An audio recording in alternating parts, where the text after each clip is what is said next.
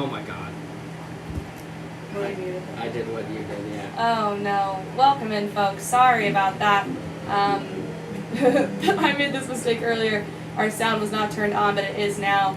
I'll give you a little recap. 2 fly balls to center field. We get started for Del Prado. 2 outs. He's facing Nichols, and he strikes him out. So 1-2-3 inning for Nicholas Del Prado. Again, 2 fly balls caught by Luke Nowak.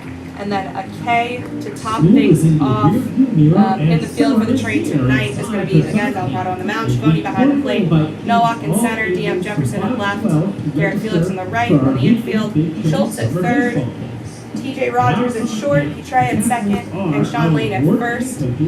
So all the things you missed should be given to you now. When we come back, it'll be the big Train bats leading off, per usual, Luke.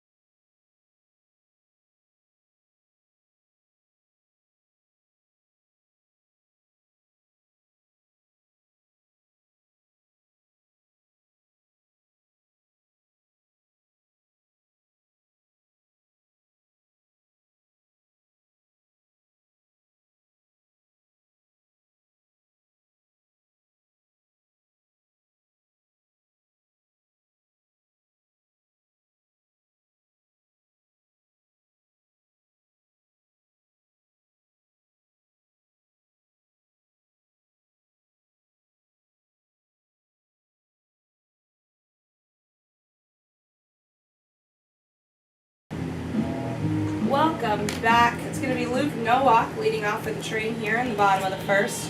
On the mound for the Cropdusters is Cusack. And in the field, it's going to be Shea behind the plate, Kirk at first, Calabrese at second, Nichols at short, Mershon at third, and then the outfield, Hyder in the right, Castor in the middle, and Gingrich in the left.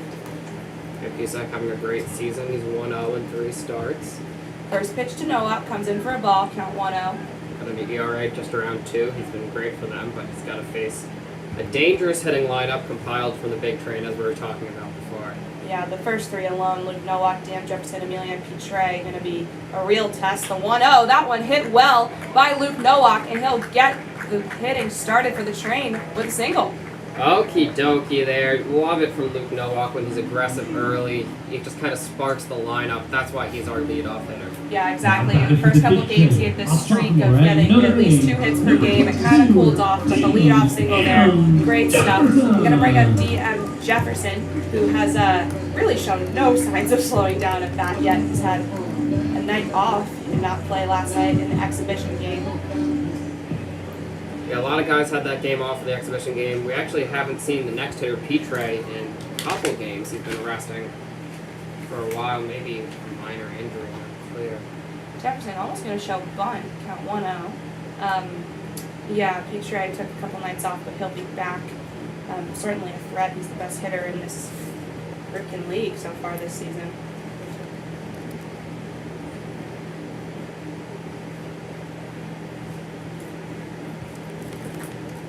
Yeah, he is. He's one of the top hitters in the country, Petre, and a guy like Jefferson could easily join that conversation.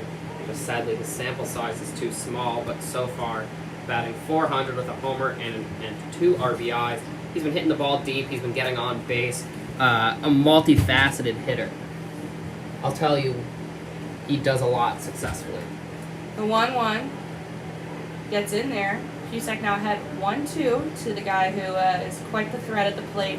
They even brought Jefferson into pinch hit in that continuation that we brought to you about an hour ago, and had a huge hit to bring home one runner. Unfortunately, they sent Baylor Cobb home as well. Probably shouldn't have. He was tagged out. Running is Luke Nowak. He'll get to second, but Jefferson will strike out. Uncharacteristic of him. 1 out on the board for Cusack. Yeah, I think that might actually be the first time we've seen DM Jefferson strike out in the season. I think maybe that's why there was, in my voice, I was like, strike out. It's the second in 16 at-bats, which is absurdly impressive. Very impressive. I think maybe he struck out in like one of his very first I at-bats. think you're right. And then it literally was was so fun. It was that first game maybe. I think you're right. Yeah. Now at the plate, Emilian Petre, first pitch into him. Strike. Cusack on a roll here. Count 0-1. Nowak again now out on second. Taking his lead.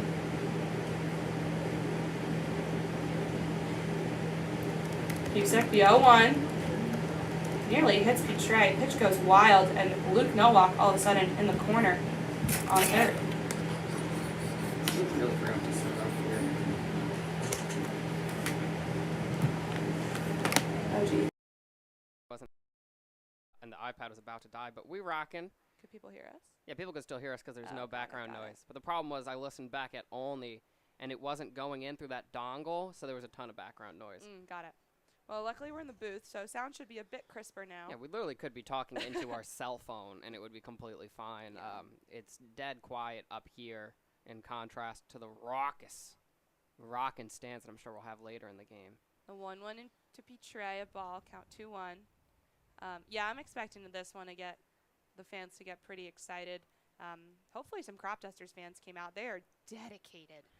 We've seen a ton of them at their games. Hashtag dusted. Yeah, they're 2-1. great. Hi. This is a bit of a trek for them, though. Yeah, it is. Although we've seen some train fans at the Cropdusters field. I would say in terms of like the production put on, they are definitely the biggest rivals to the train. We do quite a bit here, obviously, as we're very fortunate to have such a wonderful organization. The 3-1 hit well by Petre, but right to the glove of the second baseman, Calabrese.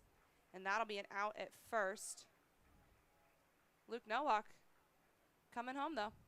That is the first run of the game, and the train are chugging here. RBI ground out there from Emilian Petre. Yeah, good stuff from Petre. Obviously, he can't get on base himself, but gets the runner, Nowak home, and the train with an early lead. Who did that ground ball go to? I couldn't tell in the sun. Calabrese at second. Second base. Beautiful. First pitch to Felix, a strike. He also had the night off last night. Hopefully can kind of refresh here. That one hit well. Going out to center field, coming in is Caster, and that'll be the third out, a fly ball to center field, but the train up 1-0 as we'll be back for the top of the second.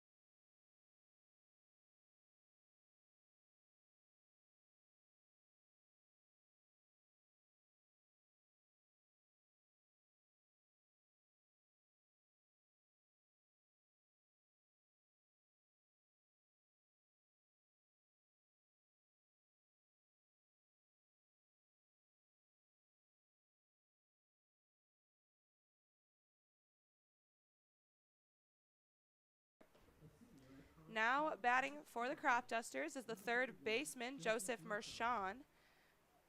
Nicholas Del Prado still on the mound. 2 fly balls and a K in the last inning for the 1-2-3. Great stuff from him. Now he's got to face Marchand, who's one of the many dangerous hitters in this lineup. That one grounded right to the glove of Sean Lane. Del Prado gets to first himself for the out. Good stuff. First pitch, 1 out. That was a little foot race there between Del Prado and Marchand. Del Prado 1 out. Some speed from the pitcher there. He's smiling. The Florida boy from Miami goes to FAU. First pitch into the center fielder, Castor, comes in for a ball, count 1-0. This is Kevy Castor out of Salisbury. Second player you're seeing tonight from Salisbury, joining Cameron Hyder. He's batting .240 with 6 RBIs. That one hit well deep into right field, and it drops just in front of the wall. So Garrett Felix going to trot over to grab it. Castor coming all the way to third. Will he make it? They'll call him out. A huge throw to Peyton Schultz at third for the tag. Castor got a little too excited there. Probably should have just stayed for the double. But what a play from the train in the field. Dang, he was trying to get that third base there, and he couldn't get it in time. Great throw coming in from, I believe that's Schiavone in right field? No, he was in right field the last game we played. Tonight in right field is Garrett Felix. Yeah, Felix, again, the ball dropped just in front of the wall. He got there, made the throw to Peyton Schultz. Great stuff from Felix in the outfield. So Del Prado now 2 outs to work with. Chance for another 1-2-3 inning as he'll face the first baseman, Kirk.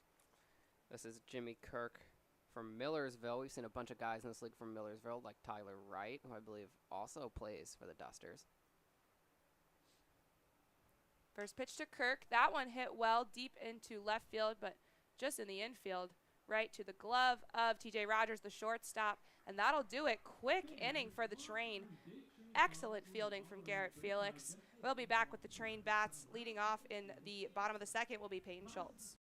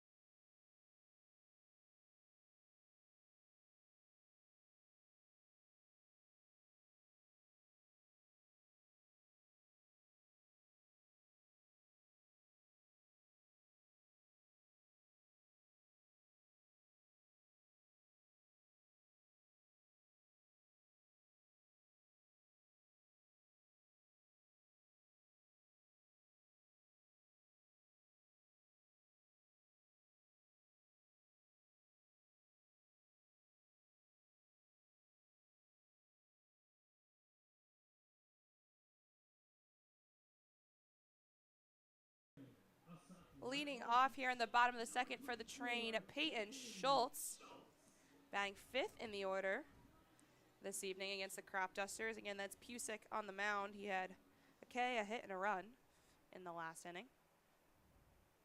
First pitch to Schultz, a ball.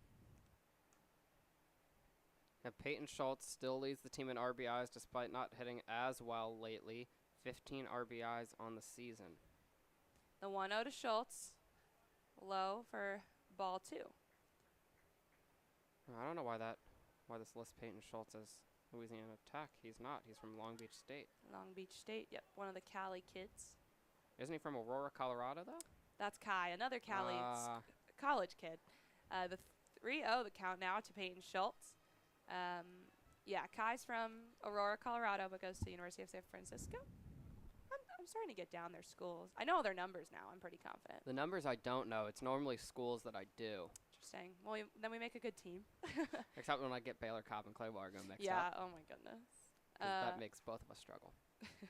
Pusick avoids the 4-pitch walk, count 3-1. Next one comes in low, so Peyton Schultz will go take his base. First walk of the day, and it'll bring up, speak of him, Clay Wargo, who recently announced on Twitter this morning he was in the transfer portal, leaving Coastal Carolina, and he's announced that he's going to go play at the University of Louisiana. So he's going to be a raging Cajun. A raging Cajun. And look at that. As that news comes in, I get to update the graphic. Clay Wargo. Very excited for him. Had a great night last night. Finally got him on the mic, which we were excited about, and I think he was excited about. He seemed very ready for it. We went over to the dugout, and I was like, your turn. And he was like, I had a feeling. It's like, oh, you hit a homer, you expect to be on the Twitter. He had a homer, a double, and a single. Yeah, it was a ridiculous night for him. Earned this DH spot today. He slayed it. The 1-0 hit well, and that'll be another hit for Clay Wargo.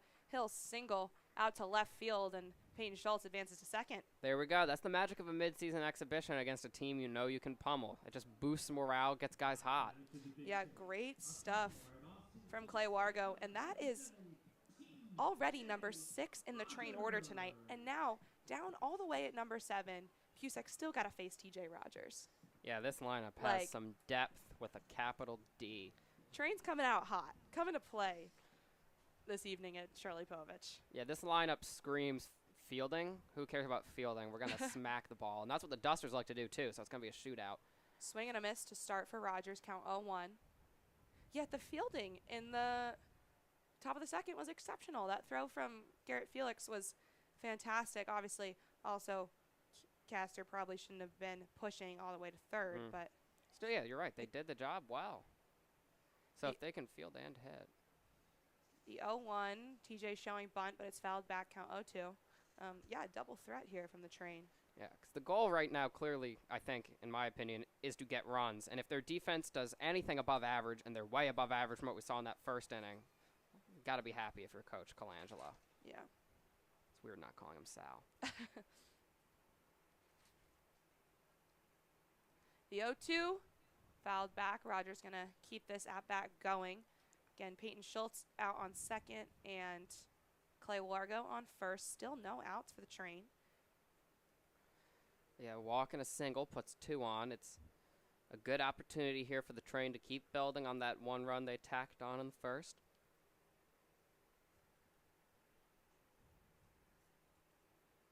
The 0-2 to Rogers. Fouled off again. Rogers back in the infield tonight. Like we said, he's going to be at shortstop. We've been seeing him at third for quite some time, and he's been doing well there, but going to throw him back in the middle.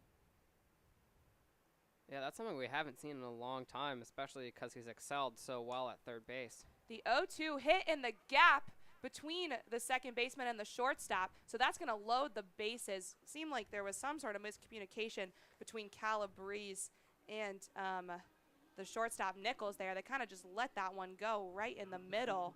Sean Lane coming up, bases loaded, no outs. Big chance for him here to get something going. He hasn't done as well in the season as he would like to have done, batting .083. The homer that I have tallied there is not official yet. It's actually that other Dusters game that needs to finish, but I want to give him and myself credit for that homer. He had a nice single in the continuation of the Dusters game just about an hour ago, so hopefully he can make something happen here. Pusick, first pitch. That one popped up to center field. Tracking over is Castor, and he'll make the catch, but not before Peyton Schultz comes home. So another run on the board for the train. They take a 2-0 lead. Clay Wargo on third. TJ Rogers still on first. There we go. That's good stuff. Advanced 2 runners, a deep, deep hit ball. Exactly what you wanted him to do there. Now down to the number 9 batter in this order behind the plate tonight as well, Jason Schiavone. Now, Schiavone has been starting to find some rhythm. He had 3 straight Ks on the road against SoCo Metro Braves, but he's looked better of late. He got on base twice against the T-Bolts. Swing and a miss there to get things started. Count 0-1.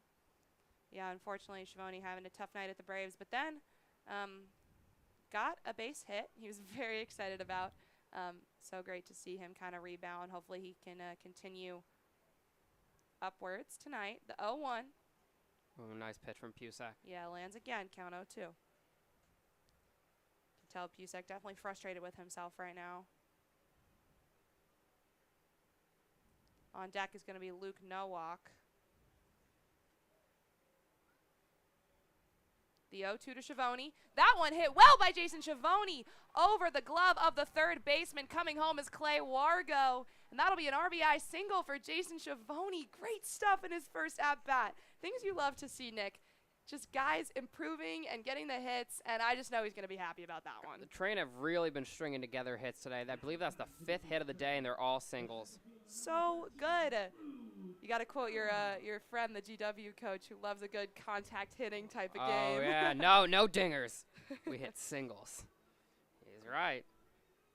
Great start for the Train here. I'm just thrilled for Jason Schiavone. I know he's been frustrated with his batting lately. Pusick, first pitch to Nowak, finds the zone, count 0-1. Now TJ Rogers on second, and Schiavone on first. The runner coming home there was Wargo. Clay Wargo, correct me if I'm wrong, we saw him get caught at the plate to end the last game? That was Baylor Cobb. Sometimes I can't even tell if you're serious. No, that time I just genuinely did not remember who was on base. I knew it was one of our catchers, and But I I didn't know think who it was. deep down, sometimes you're but sometimes I think it's just genuinely you've got them twisted in your head for some reason. No, it is. That one I defend myself. It was not. The 1-1 hit well by Luke Nowak, right to the glove of Calabrese. 1 out, but he'll be first. It's safe, so they'll get Schiavone at second, but double play unsuccessful. So this inning's still going. Runners in the corners. That's Rogers on third and Nowak on first. DM Jefferson up now. Yeah, DM, his first at-bat, struck out swinging. Just his second K of the season. We'll see if he can strike back here, fight at the plate like the Irish we know he is. He's from Notre Dame. Yeah. From Bethesda, goes to Notre Dame. Why is he randomly talking about this guy being a fighter? Oh, he's a fighting Irish. There we go. Pusick starts 1-0 to Jefferson.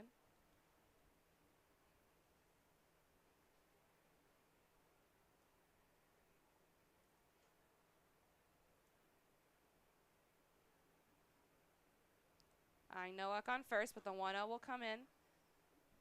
Ball 2. Good patience from Jefferson here, taking his time at the plate, letting the pitches come to him.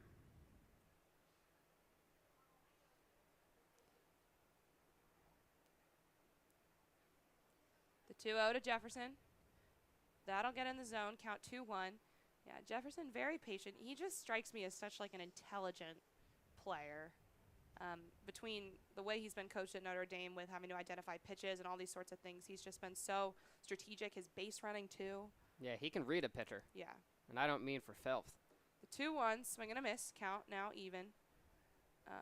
Yeah, he really has just been doing a really good job reading, and I'm excited to watch him next year in the ACC. Again, I think we mentioned this on a broadcast earlier, but it's going to be so fun having so many guys to follow in college baseball. The 2-2 to Jefferson. Count will be full. Oh, catcher thought he was done, but the umpire says, Shantae, you stay. Count now full. He was waiting to wrap things up, but yeah, Jefferson takes the ball. Pusick going to step off the mound for a sec, regroup. It's been a long bottom of the second for him.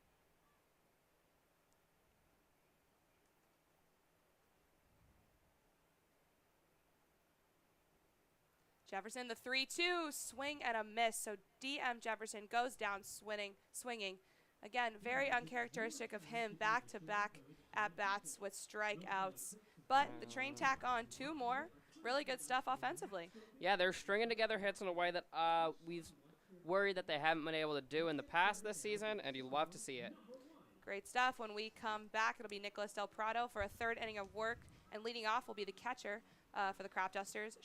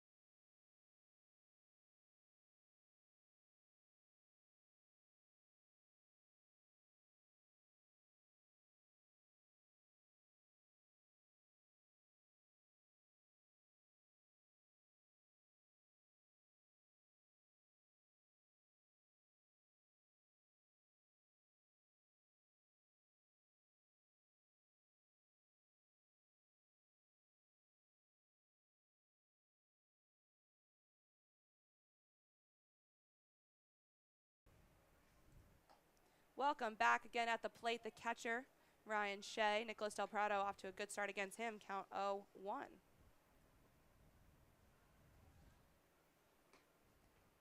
Lands again, ahead now 0-2. Del Prado just with 1 K in his 6 batters face, and I say that, obviously that's good. He's faced 6 batters and gotten outs, but this guy is a strikeout machine, so a bit slower start for him. And there we go, 1, 2, 3 strikeouts, just as I'm saying it. Yeah, it got Shea really quick there, and it'll bring up Coleman Calabrese. Yeah, the second baseman from JMU. Oh, he's got his teammate behind the plate, too. We got the JMU batter and the JMU catcher in Jason Schiavone. First pitch to Calabrese. That one fouled back, count 0-1. Yeah, so far on the season for Coleman Calabrese, 1 homer, 6 RBIs, batting just 190 though, so he has power. Contact not doing too great though. The 0-1 comes in high for a ball. He's got 6 home runs. 1 homer, 6 RBI. Oh my gosh, in my head I was like, whoa. Did I misspeak? No, I don't think so. I think I just misheard. Okay. 1-2 now here to Calabrese. Del Prado looking for back-to-back Ks. Winds the 1-2. Ball evens the count. Just missing. It is hot out there, folks. I just watched Sean Lane fan himself with his hat. The 2-2. Get him a Mystics fan stat. Now full count. Free advertisement from the Mystics, a cooler first baseman, everyone wins. Yeah, he's out there waving his hand on his face. Yeah, that's what I'm saying. Oh, that's definitely picking up on the mic. I should The stop. 3-2 hit out to center field drops right to Luke Nowak, out number 2. Yeah, I was gonna say the fan noise was a little loud, unfortunately. Mid-inning, we're gonna have to really rock it with the hand fans. Well, I got the dual wield. I'll send one in between us and one just on me. So we're each getting 1.5 fans. Now at the final batter in this Cropdusters order, it's gonna be Gingerich, the left fielder. Out of Illinois State, batting 129 on the season. Count 1-0. Start.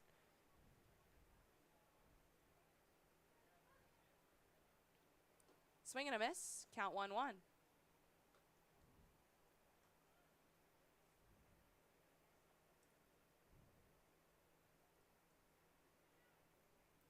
The 1-1 from Del Prado for a ball.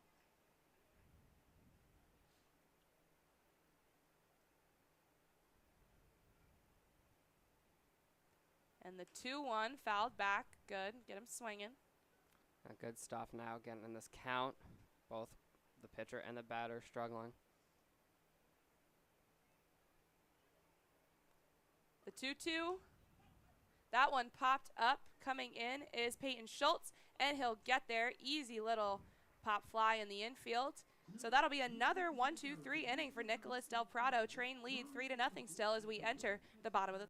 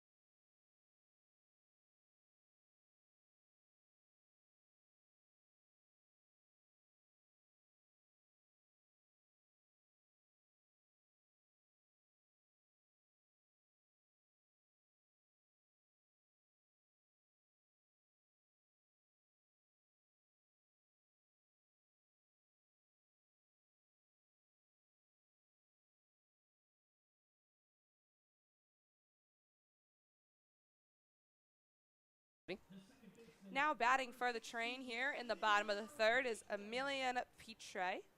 On deck, Garrett Felix in the hole, Peyton Schultz. Still Pusek on the mound. Definitely had a bit of a struggle in the bottom of the second. First pitch to Pitre. Come in for a strike. Good pitch from Pusek. He had a good first inning, giving up 1 run, but that was off just 1 hit. Great base runner from Nowak, but that second was tough. The 0-1 swung on, count 0-2 to Pitre.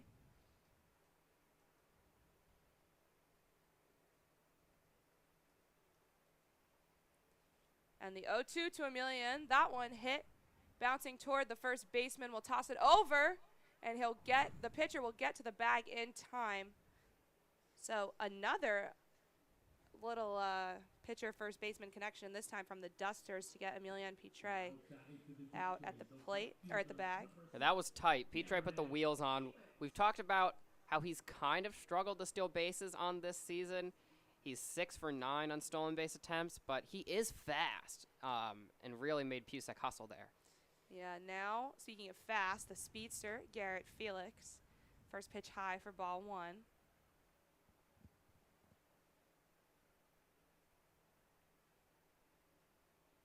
Pusek, the 1-0. That one hit well by Felix. Tracing back is the right fielder, and he'll make the catch out in right field. Hyder. So 2 quick outs for Pusek, really moving more, looking better here after the 3 runs given up in the last 2 innings. Oh my gosh, Allie, I just realized, forgot to go to the Lego store today, and we're not home tomorrow. Oh, that's a bummer. We're home on Saturday. There we go. Today I was running behind, honestly. It was not good.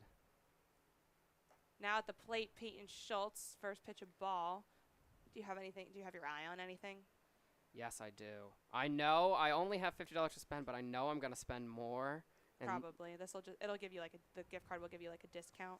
Yeah, exactly. That's how I'm going to view it. I'm looking at Luke's Land Speeder or because Jurassic World flopped, big sets might be on sale, even though I don't really like dinosaurs, but I like the bigger sets because they take longer to build. All right. 2-1 the count to Peyton Schultz. Actually, that's stupid because I'm just going to have a dinosaur I don't want to put anywhere. Is Luke something Star Wars? Yeah, Luke Skywalker. It's he has a land speeder. The land speeder. Okay, cool. Yeah, I knew Luke. I know who Luke Skywalker is. I don't know what the land speeder is. Yeah, well, that's true. He has a little thing in the first movie that he rides around on the sand planet, and it's this brown, like, ship thing. Okay. But I want the big AT-AT. Peyton Schultz with a full count now. He did walk in his last at-bat. The AT-AT is like $600, but do you know what that is? No. The movie in the snow, and they're like 4-legged giant machines walking around? The 3-2 to Peyton Schultz. That one hit well into the glove of the third baseman. He'll toss it over the first baseman, and they'll tag him out before he can reach the plate. Well fielded by Marchand at third, finding Kirk at first, and that'll be a 1-2-3 inning for Pusek. Really rebounding here. When we come back, Del Prado still on the mound.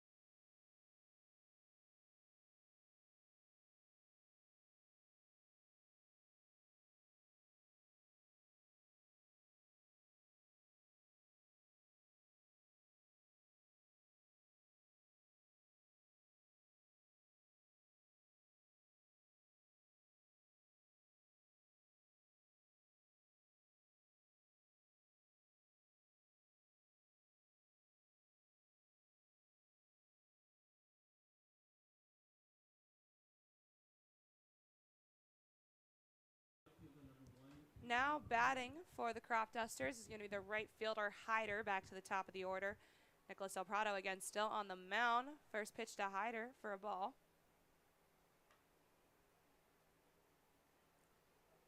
Hyder, again, first at bat, flew out to center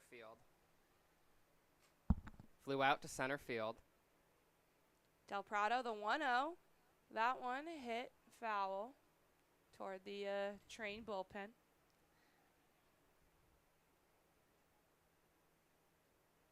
Have you seen I think it's Connor Ball has a hammock that he sometimes brings to the pen. That's awesome. At Silver Spring, Tacoma, I was like, who is chilling in the hammock when I rolled up to the field? And it was Connor Ball just sitting there. He had a great night at SoCo, so.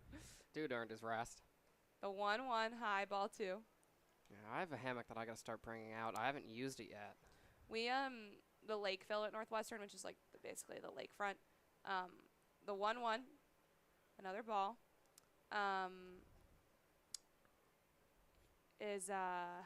It's super nice, and there's tons of trees, and everyone hammocks in the spring. And where is this? I'm sorry. At Northwestern at school. It's really nice. Don't you think that I would never? Del Prado, the 3-1 to Hyder, comes high, so that'll be a ball. First walk for Del Prado, and first runner on base for the Cropdusters tonight. Yeah, they've been kept extremely quiet by Del Prado so far. Let's see if he can get back to his winning ways against the DH Andrew Brait out of UCF. Yeah, Brait flew out toward the right, but caught by center fielder Luke Nowak in his last at-bat. Del Prado, first pitch into him. There we go, strike.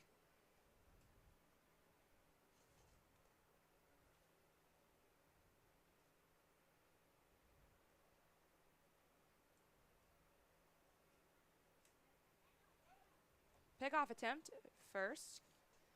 Safe. So still 0-1 to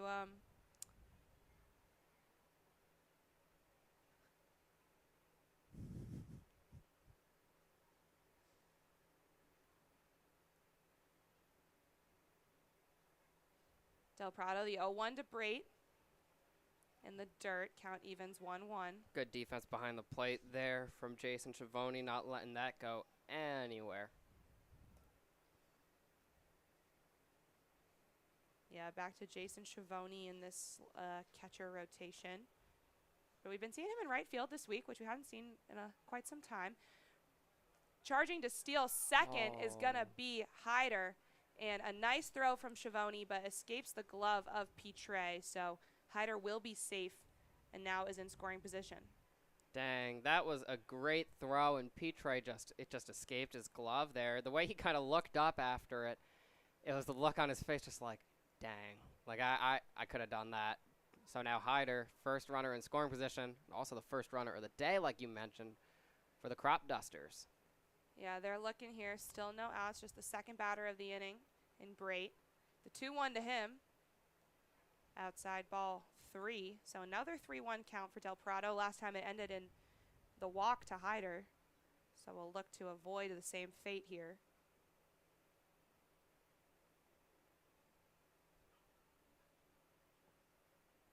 Del Prado, the 3-1. They'll say it got in there. Full count. Good stuff from Del Prado to hang here against Brait. Gonna keep this at-bat going. Hopefully he can finish him off now. Del Prado, the full count. That one bounces in the dirt for ball 4. So Brait gonna take his base, and that's back-to-back walks for Nicholas Del Prado. And Jason Schiavone looking like he might go have some sort of a visit with his pitcher. Coach Sal coming out on the field as well. Did he signal to the pen? Wow, are we already pulling Del Prado? I mean, back-to-back walks are not great, but Del Prado we've seen go 6-5 innings consistently.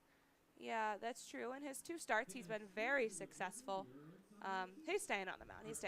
Yeah. Gonna give him a chance to get out of this one.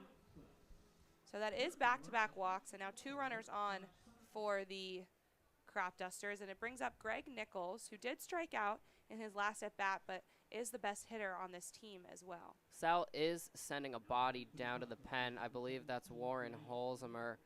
He must be sending some word to the pen of who needs to start warming up. Warren not playing, instead the messenger tonight. Yeah, he Sal's errand boy. Ooh. Good start.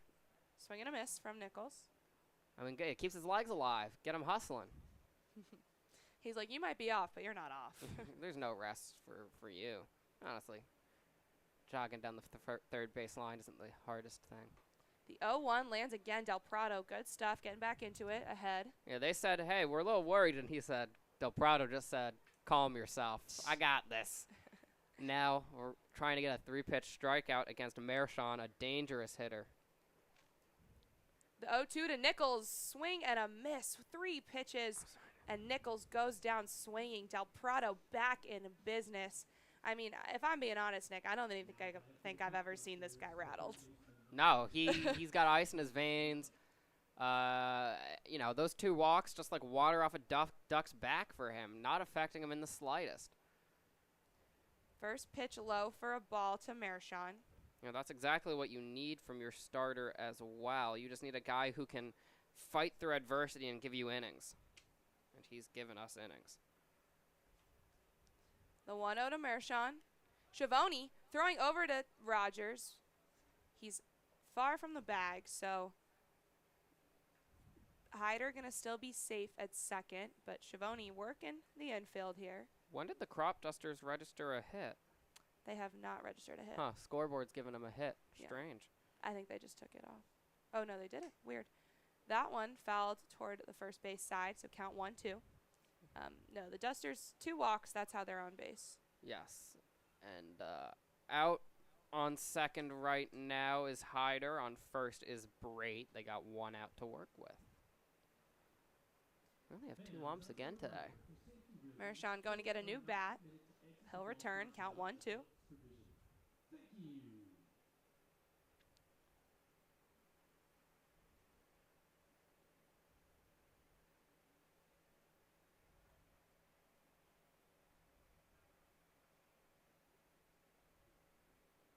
The 1-2 to Mershon.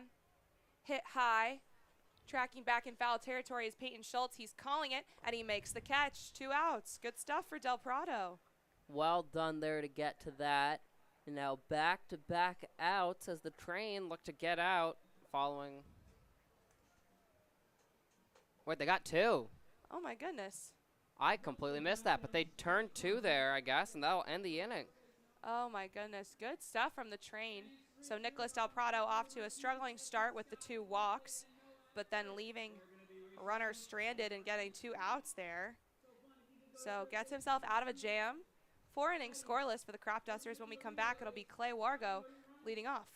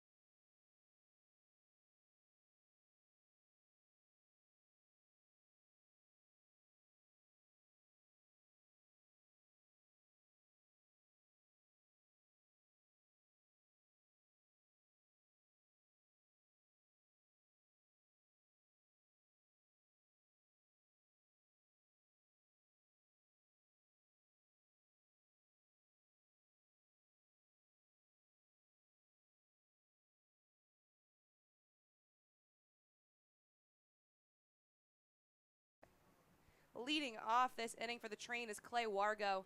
And apologies, not making the call. We were so caught off guard. Peyton Schultz caught the ball in foul territory and then immediately tossed it to T.J. Rogers at second. And the runner, Hyder, was taking quite the lead, so they were able to get the out.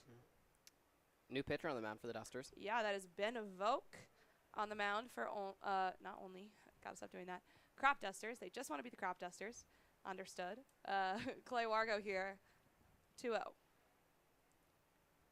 Voke fires 3 straight balls to get started for him. Yeah, on the season, he's got a 9.52 ERA, 8 hits, 8 strikeouts. His most recent appearance was in that long one against the Train. 3-0, finds the zone, 3-1. The long one is in the one we just finished. Yeah, he played an inning in that game and gave up 3 runs on 2 hits and 9 batters faced. Got it. So Train, not his team to face. I think he also played them in the other unfinished game, so we'll see what he does here. The 3-1 way off the glove of his catcher. So that'll be a walk. Clay Wargo taking his base at first. We'll bring up T.J. Rogers. Oh, I thought this was someone's walk-up song. I'm like, who's going to Walking on Sunshine? No, it's because he's walking. I was like, I don't know. T.J. Rogers doesn't strike me as a walking on sunshine kind of guy, but I could be wrong. I don't know. If you're gonna bring out walk-up songs like that, might as well do it against the Dusters. Those guys have the craziest mix over at First Responder Field. Players requesting a new warm-up playlist today. Yeah, understood. The one that we've had is so boring. A lot of Eminem on it. On the new one? Yeah. First pitch, good stuff from Voke. Strike. A lot of angry young Eminem, too. I'm like, oh, God. They want to get angry before their game. Gotta get hype. Yeah. Voke, the 0-1 to Rogers, high. Good catching behind the plate. He just kind of picked that one out of the air. Shea did that. Yeah, Shea up and ready. Watching the runner, Wargo, out there.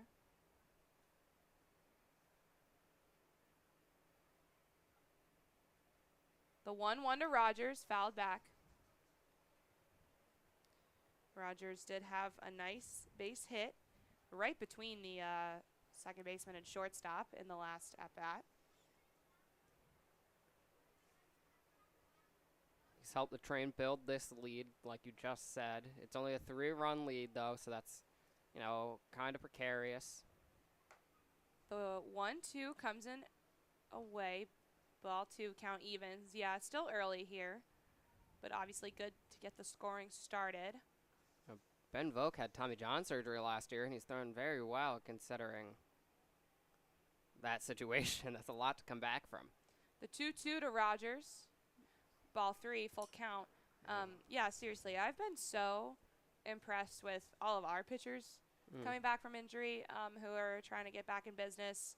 Takes a lot to recover from an injury, and something like Tommy John surgery. We've seen Brandon Clark recovering from that as well. And he's playing very well. So, yeah.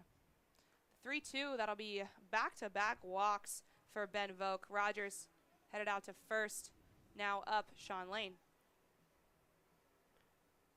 Lane had a good sac fly back in the second. We'll see now what he can do if he can get a base hit. We know he can hit sac flies, but... Yeah, Sean Lane tacking on quite a few RBIs this season. A lot of them have come in the form of fly balls, but did have a really nice hit in the continuation game over a bit earlier today. Now he's got 2 runners on, Wargo at second, Rogers at first.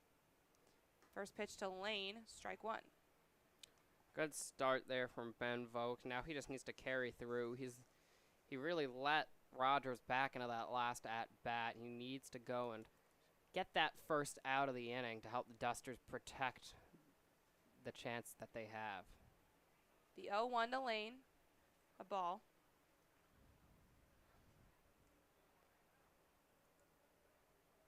It's a Terp against a Frostburg. Boy, Frostburg D3. Ben Voke from Olney. Oh, very cool. The 1-1 to Lane, low and in the dirt, count 2-1. Playing for his kind of sort of hometown team. Yeah, I was going to say, always cool to see the guys from the area playing. Like, we talked to DM Jefferson. He's a Bethesda guy playing for the Bethesda Big Train. That's pretty exciting stuff. get to represent home in some way. So is Schiavone, of course. Well, from the area at the very least. Yeah, Schiavone, a Maryland boy of sorts. I think he's from a bit further away from Bethesda, but Laytonsville maybe is where he's from, I think. Ooh, you that correct? sniped that. Nice. Pat myself on the back for that one. 3-1, the count now to Sean Lane. I'd applaud you if we weren't on air. Voke 3-1. That one hit well by Sean Lane, but right to the third baseman, so he'll get the tag at the bag and then over to first as well. Well fielded by Mershon at third. So now TJ Rogers, the lone runner, at second base after that nice little double play. Yeah, it hit straight over to Mershon, who made a great throw to Kirk. A standard third base to first base double play leaves Rogers as the only runner on base. Still, though, there's a chance to do something here. Schiavone reached on a single back in the second. Hit that one out to left field. Voke 1-0 to Schiavone. Yeah, he did have the hit. TJ Rogers, again, the lone runner now. Don't want to leave him stranded in scoring position.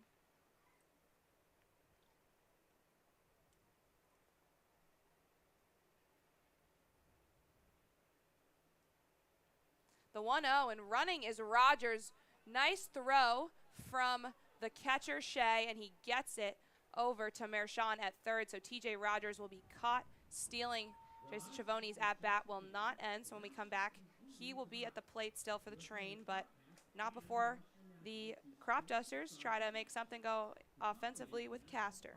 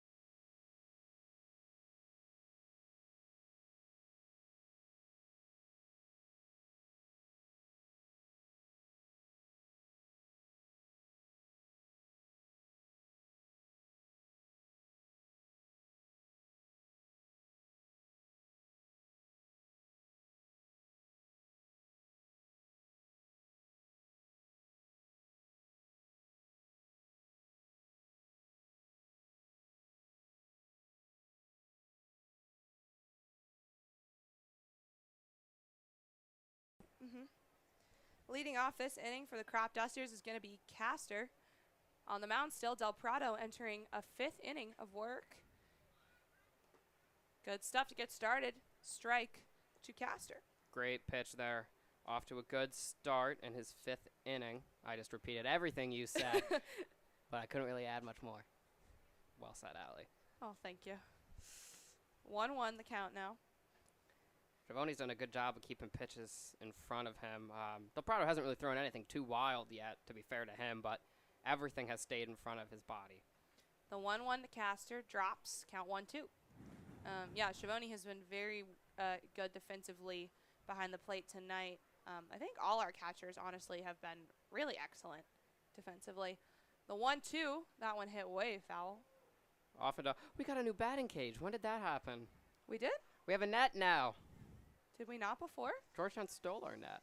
You weren't here for right, that. The drama. No, I heard about this drama. Are you kidding me? I know all the drama. The shade. I mean, it was theirs, but they didn't leave it. Do you know all the drama? The 1-2 hit foul again toward the first base side. I don't know all the drama, but we've had our fair share. No, we're a completely calm organization. All sunshine and rainbows at the big Train, Sunshine, obviously.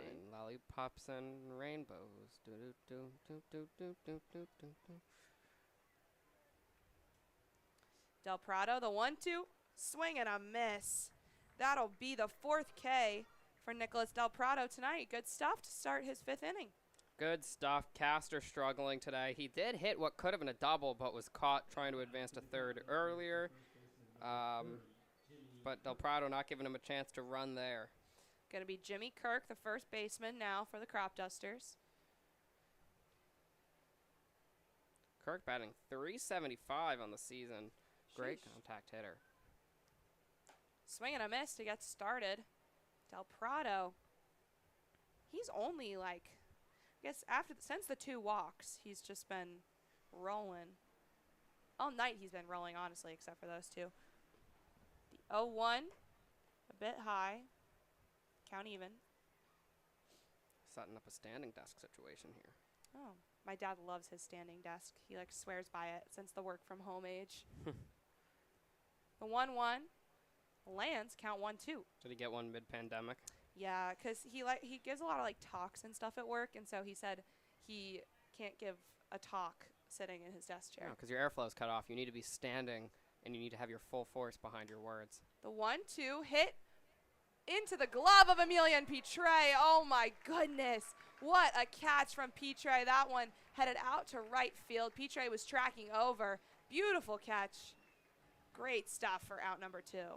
Hope we got a picture of that one. We had I that great know. shot of Halsey last night. Now Yeah. another outstanding catch. We have a new photographer here at the Big Train. Her name's Anna. She's a Walt Whitman Viking. You've probably heard me talk about my high school at nauseum, but it's a great place. So Anna, one of my high school classmates, now our photographer.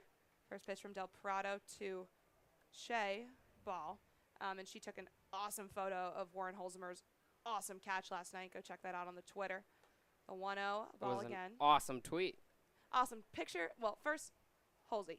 Awesome catch, then an awesome photo from Anna, and then an awesome tweet from our Big Train social media team. The 2-0, low, ball 3.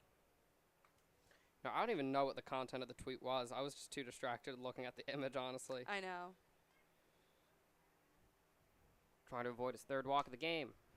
He cannot. So Nicholas Del Prado, a 4-pitch walk to Shea. He's still got 2 outs to work with.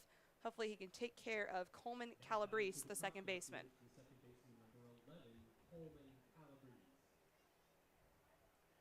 Calabrese batting just .190 on the season. Another D3 player from Salisbury.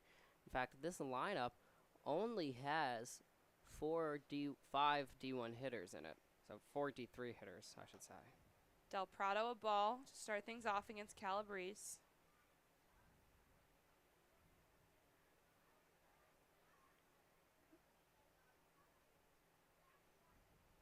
Del Prado the 1-0. Great. Strike 1. Great stuff there. Found that inside corner really well. See if he goes back to the same spot here. The 1-1 a ball. Falls behind again, now 2-1. Taking a sec on the mound.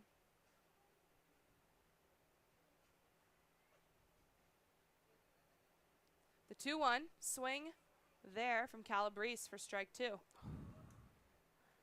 When Del Prado's firing, he is firing. Seriously, I'm waiting for the Nicholas Del Prado hot dog, by the way. Oh my goodness.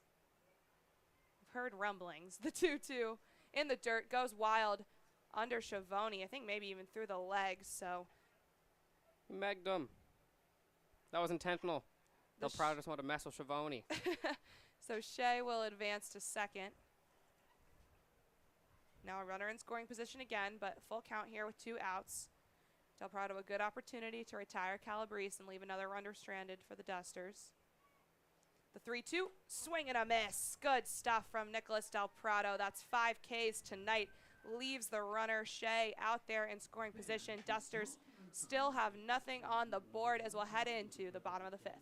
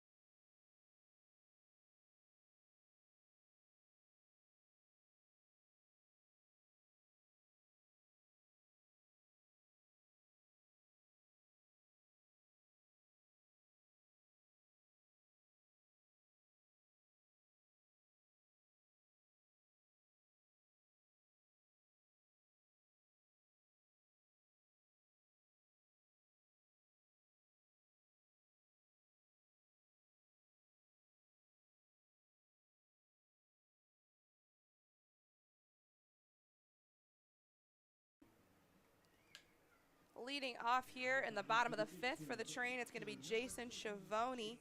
He's going to start this at-bat with a fresh count after his got cut off when TJ Rogers was caught stealing. Still Ben Vogt on the mound for the Cropdusters. Train have not scored since the bottom of the 2nd, where they put on 2 runs. First pitch to Schiavone comes in for a strike.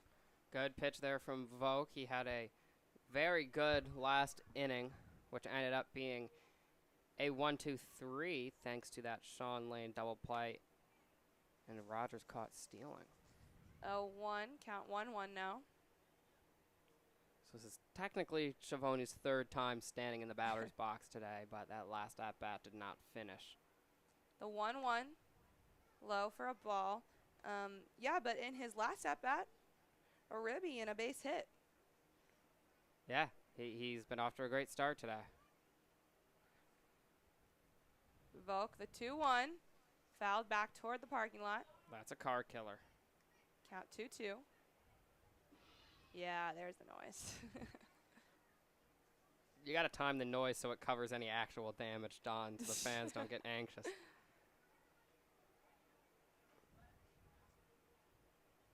Vogt, the 2-2 to Schiavone. It'll be a ball, count full. Good patience from JS, just saying.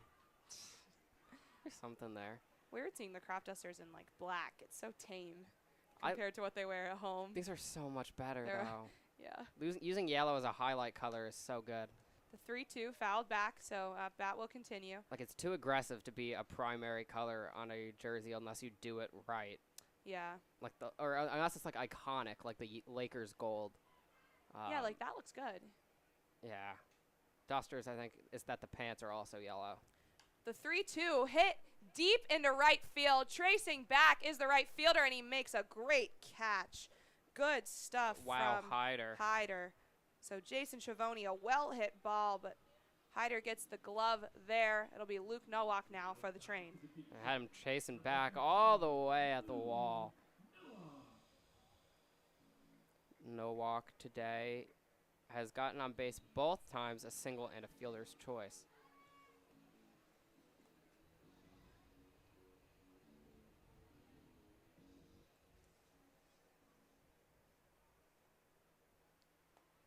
Showing bunt goes foul. What is it with the no runners on bunts and this team? I'm not sure. I guess they're trying to catch the third baseman out of position and then force him to come in so then you can try and take advantage of that. Like trying to get a bunt shift out of the infield, but no one's really been biting on it. And also, Luke Nowak can hit. Yeah, he can swing a bat. The 0-1 low and away for ball. This is Vogt's first time facing Nowak. Now he's reached the top of the order for the Train.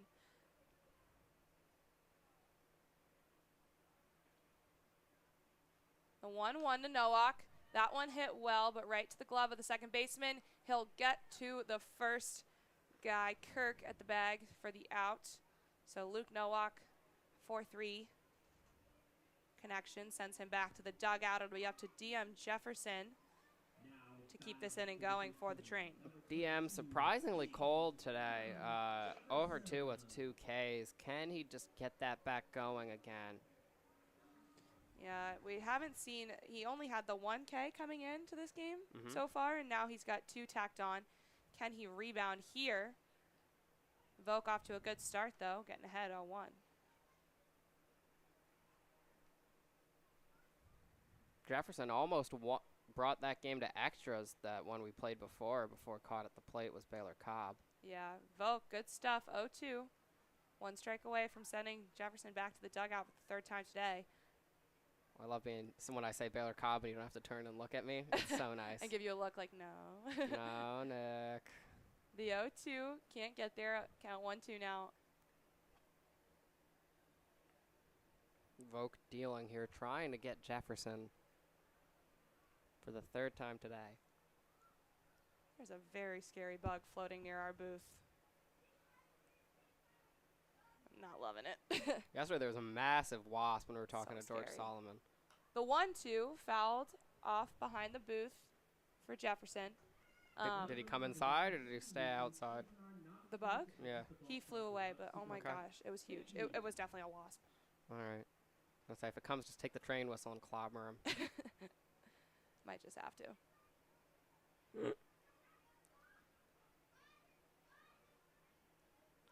Come on, DM, break out of this mini slump. Voke the 1-2, swing and a miss for Jefferson. Cropdusters really know how to take care of him this evening. Unfortunately, the train third scoreless inning, still leading 3-0. When we come back, it'll be the top of the sixth with the Cropdusters bats.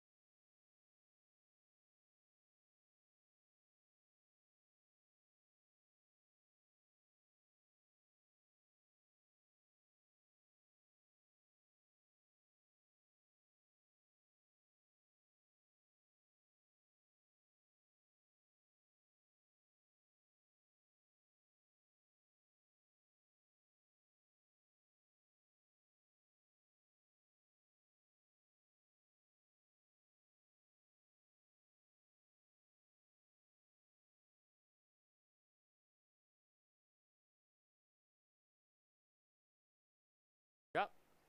Now on the mound for the train is Merritt Beaker. A great 5 innings, though, from Nicholas Del Prado. 5 Ks, 3 walks, no runs, no hits, so nothing to worry about there. Can Merritt Beaker keep these Cropduster bats silent? We'll hope so. Leading off will be Gingrich. The Beak, so far this season, has an 8.1 ERA as those recent Duster stats get added. He struggled in that one appearance at Olney, giving up 5 runs. But on the season, outside of that 5 innings, just 2 earned runs. We'll see which version of Merritt Beaker we get tonight. Beaker, first pitch, that one chopped up. He'll run for it, trying to make the tag out at first. He can't get there, so Lane gets the ball, but Beaker can't reach the bag in time. Gingrich will be safe. First hit of the day for the Dusters, and it's an infield single off Merritt Beaker. Got to get started somehow. Now we'll be back to the top with Hyder.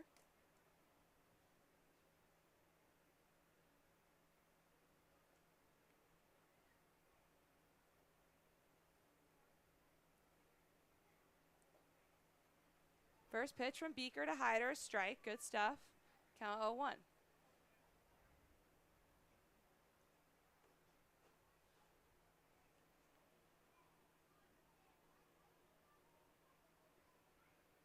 Beaker, the 0-1 to Hyder.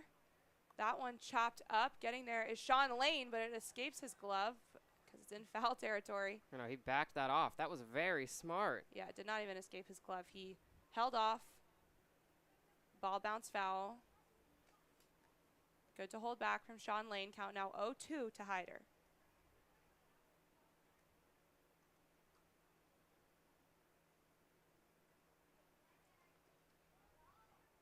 Again, Merritt Beaker really struggled in his first appearance with the train that was against this Cropdusters team on the road. Looking to rewrite the story against them here tonight. The 0-2. Down low, ball 1. Yeah, this is his second shot at the Dusters. We'll see if he can get through him. Good, you looking confused. Well, apparently some lights have gone out at Charlie Povich. I'm looking at our some of the lights on over there. Huh. Ball 2, count evens. So I'm just looking for where they might be. If our interns are telling us some of the field lights have gone out. Luckily, most of them are still on. So, Yeah, I don't of course, when the Dusters come here, we're having light issues. imagine we get this called for darkness. Yeah. Oh, the lights went out. I think maybe that's their trick. They take the lights out of every stadium so they can ice the opposing team. Beaker, the 2-2, well hit over the head of Emilian Pitre. Advancing to second will be Hyder, and a single advancing to second will be Gingrich, a single for Hyder. That was well hit by Hyder. Put it right out in the field. Made great contact. And now bringing up the DH, Andrew Brait, with 2 runners on. Most the Dusters have had in 1 inning. Beaker now giving up back-to-back hits. Again, a runner in scoring position for Cropdusters. Have not been able to capitalize today. It's Andrew Brait now. All right, Merritt Beaker needs to shake this off. We saw Del Prado walk back-to-back guys and with no outs and then just work straight out of it. Keep your cool. Certainly taking his lead on second. Showing bunt is Brait. That'll be a strike to get started. That's a great way to get this going now. Brait 0 for 1 today with a walk. You don't want to let him start swinging. He has no homers but 5 RBIs, hitting .315. A D1 guy. He's dangerous. Out of UCF. Beaker, the 0-1. Brait showing bunt again. It'll go foul. Count 0-2. All right, now we're out of a bunt situation here, so they're not going to be able to sacrifice and just advance the batters, which is good. Now he's going to have to swing that bat. Hopefully Beaker can take advantage of that. That rhymed. It was kind of on beat, It's too. like a little poem. Nick spitting bars on air today. Ah, bringing back my rap beats.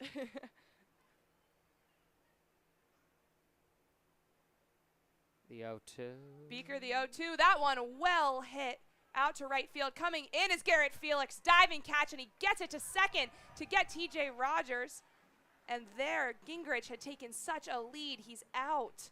Again, well fielded from Garrett Felix out and right. Double play. That was amazing. Speechless. I could hear the echo, too, as I said that. Like, I heard it from your headset. Oh, yeah. Such pass to TJ Rogers at the second base bag was perfect. Gingrich had no shot there. He had already was in the base path to third. So now the lone runner on, Hyder on first. 2 outs. First pitch, a strike to Nichols. Defense really relieving a lot of the pressure on Merritt Beaker here. Hopefully that lets him get in control and take care of Nichols, who's struck out twice today.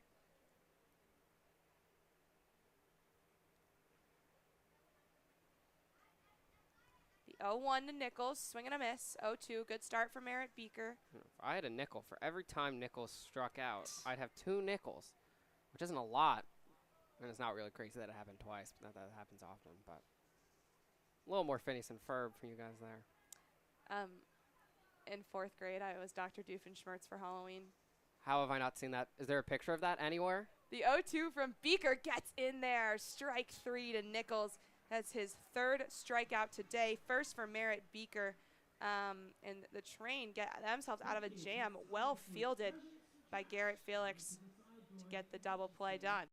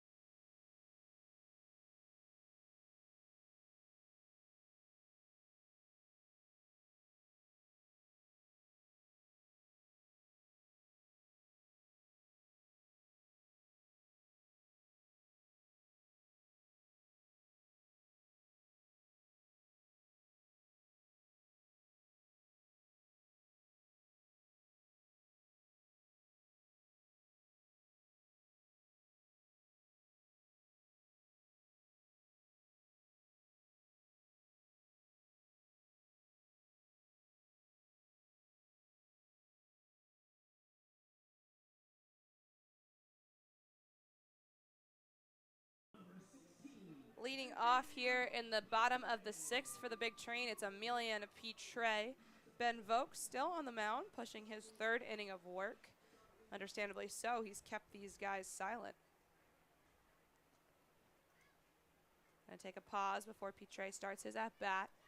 Umpire Jim Vance taking a moment. Looks like he's wiping someone off his face. Yeah, Oh, he's got maybe something in it's his eye. Get that man some saline. It's him behind home plate, Jerry Park at first base, and DeAndre Anderson over at 3rd. I just forgot we hadn't read the umps. Perfect timing. Petre hits straight to Calabrese, the second baseman. Quick out to Kirk at first. So first pitch and a ground out for Emilian Petre. It's his 3rd ground out today. Petre, a little cold lately.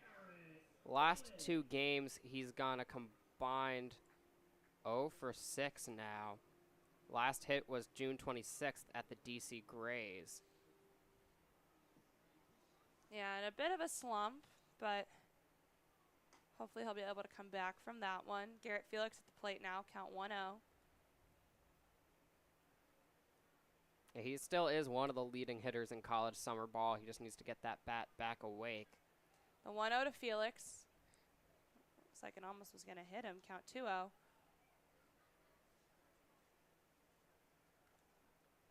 Felix now 24 walks on the season in 53 at-bats. He's almost walking in half of his at-bats.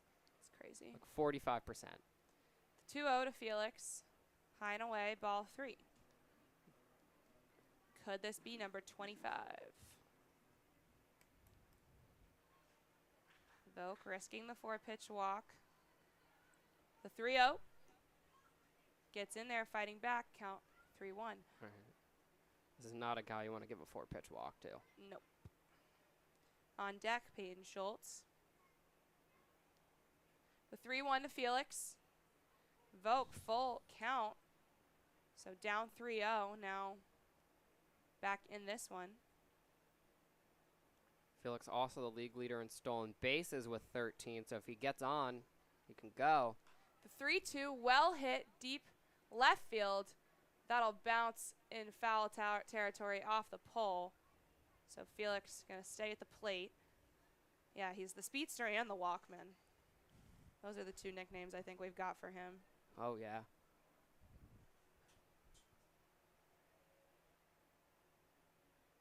Vogt, the 3-2 again. Low for ball 4. So Garrett Felix, walk number 25 this season. He'll go take his base at first, and Peyton Schultz will come up for the train. Ben Vogt tried to fight back in that at-bat, but you just sometimes can't beat Garrett Felix. He's now walking on exactly 45% of his at-bats. Well, not exactly, 44.6, but for rounding up sake, 45%. Vogt had gotten started with back-to-back walks to Clay Wargo and TJ Rogers, had since avoided them, but tacks on the 3rd to Felix. Off to a better start here against Peyton Schultz, strike 1. Felix again, though, once he's on base, super dangerous. Could be rounding to 3rd any moment now. Peyton today 0 for 1 with a walk drawn and a run scored back in the 2nd inning. The 0-1 to Schultz, high ball 1. Yeah, keep an eye on Felix out there at first. Oh my gosh, I still have the Garrett Felix graphic up. My bad. That stayed up longer than I thought it would. Let's see who's commenting about that. Pickoff attempt at first, unsuccessful. Felix diving back safe. Huh, no one. Interesting. Yeah, keep an eye on Garrett Felix, Ben Vogt. You know he's running.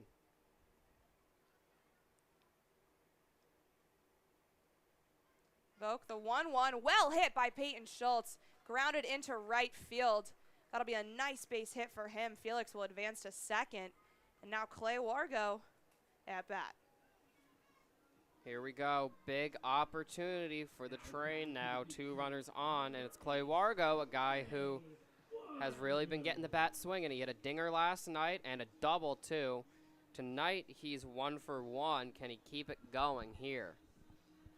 Yeah, Wargo has been on a roll again, just recently committed to a new school. He's going to be going to Louisiana Lafayette. I believe that's the University of Louisiana at Lafayette. He's going to be a Ragin' Cajun, transferring from Coastal Carolina. Vogt 0-1 to him right now. But big congrats to Clay. That was a great homer from him and a great interview he gave us after that game. Yeah, telling us about his little pick up the phone celebration. That was so funny. Honestly, I'm a little shocked people are still doing the what's up bit in 2022. 0-1 into Wargo. Popped up. Shea gets it to the second baseman, Calabrese, and Peyton Schultz will be caught stealing second, but Garrett Felix did advance to third. So now he is just one base run away from coming home, which we know he can do. Vogt going to have to control his pitches here. His one wild pitch again. That guy on third is coming in. Has the 2 outs to work with. The 1-1 to Wargo. Chopped foul on the left side. Suddenly here, the Train could get out of this inning without a run when it looked like everything was working in their favor. Good play from Shea behind the plate, popping up to find Calabrese. A 1-2 to Wargo. A ball. He'll keep going. Still, Felix is on third. All he's got to do is get this ball out of the infield like he did back in the second.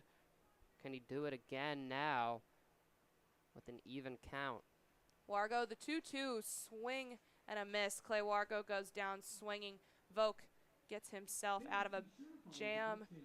Garrett Felix left stranded on third. It'll be the bottom. It'll be the top of the 7th when we return.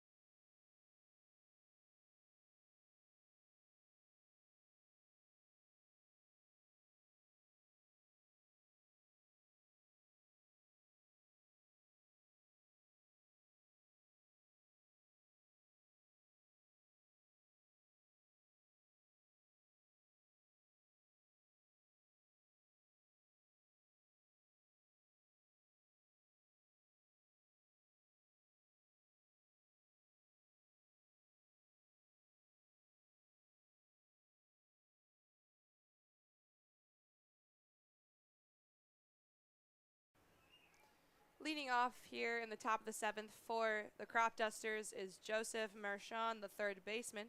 Merritt Beaker still on the mound for the Train. College of Charleston boy. South Another? Carolina, North Carolina rivalry here. Yeah, ECU versus C of C. What would that be as an acronym? College of Charleston? Yeah. I said C of C. But like ECU is a word. What would it be? The 1-0 from Beaker, another ball. Funny. Yeah, I was trying to trap you there. That's not funny. I thought it was pretty funny. I had fun with it. Then again, I have a simple mind.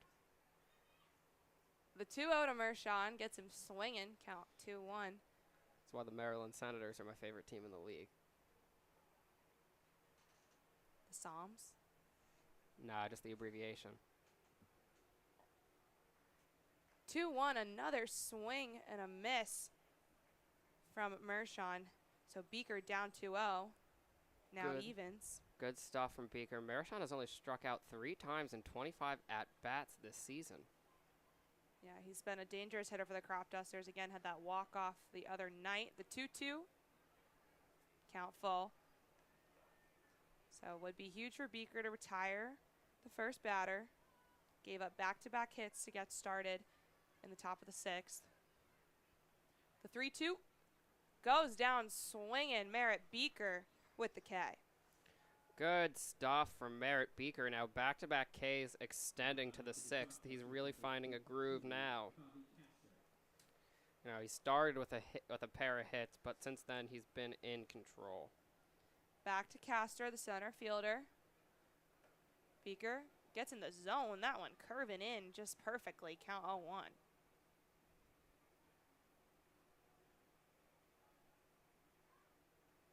Beaker, the 0-1 to Castor. Low for ball. We've seen some, I don't know if they're still there, but some of our pitchers have been around behind home plate with the speed gun tonight. Yeah, tracking him. The 1-1, hefty swing and a miss there for Castor. 1-2. We've seen other fields guys using it. I don't think we've seen our guys using it, but also maybe we just haven't been paying attention. I saw Ryan and Jordan walking around with it. Yeah, we're a little busy when we're at the Pove. Oh, that one curves in so nicely. Merritt Beaker, back-to-back Ks. 3 straight extending the last inning, and that's his first looking, absolutely leaving Castor befuddled at the plate. Yeah, great stuff from Beaker, really rebounding here. Again, after giving up the 2 hits, he was able to escape that one. Now just 1 out away from ending the top of the 7th. He'll have to face Kirk, the first baseman. And he's thrown just 22 pitches, so he's got the arm to go a 3rd inning of relief. That one popped foul, count 0-1. Yeah, I mean, I'll be interested to see how far they push him. I feel like lately the train have been pushing the relief guys a bit more. Last night it was like Marcinko went for 2 to start, but then Richie pitched 3, Burdick pitched 3. The other night, DC, Burdick pitched 3. That lands, count 0-2 now. Oh my gosh, Beaker's just become outstanding in the 2nd inning. I think this is the best we've seen from him all season. He's attacking the zone and showing no mercy against these batters. The 0-2 to Kirk. That one well hit deep into right field. Is it fair? It just drops foul back in the corner. That was almost dangerous. Oh my goodness, I thought we were maybe going to have ourselves a Cropdusters home run. Yeah, we've talked about it. The Cropdusters lead the league in homers with 15. Second only is the Aces, and they're second in runs to the Aces with 118. Aces lead with 127. So this is an offensive juggernaut in the league, and they've played 2 less games than most other teams in the league because of the sunouts. Well, now 1 because we caught 1 up. So Kirk gonna head back to the plate. You know, Still the 0-2 count. sometimes my jokes can't make you laugh, but that was literally just a fact, and I got a laugh out of it. The sun out. I don't know. It's a funny word. You know what? Fair enough. A ball. Count 1-2. I was like sun outs. Yeah, actually, Like it's just thinking about it. Like the sun went out and the lights could not come on because there were none. So the game ended early. The 1-2 to Kirk goes down swinging. Merritt Beaker, a 1-2-3 inning and 3 Ks. I agree, Nick. Definitely the most efficient stuff we've seen from him all season. Yeah, possibly the most efficient, one of the most efficient innings we've seen all season, period. I mean, the only thing that they got off of him was Kirk took a deep foul ball. And I'm just picking hairs at that point. He's been outstanding this inning. Yeah, very good stuff from Merritt Beaker. Not sure if we'll see him for another, but we will see Ben Vogt for another when we come back, and TJ Rogers will be leading off for the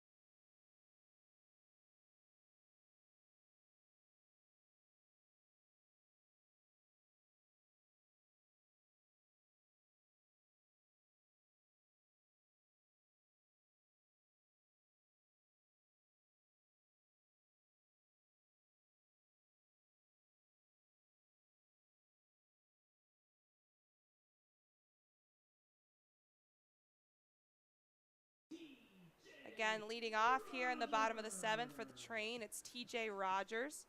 Ben Voke on the mound, tying his shoe real quick.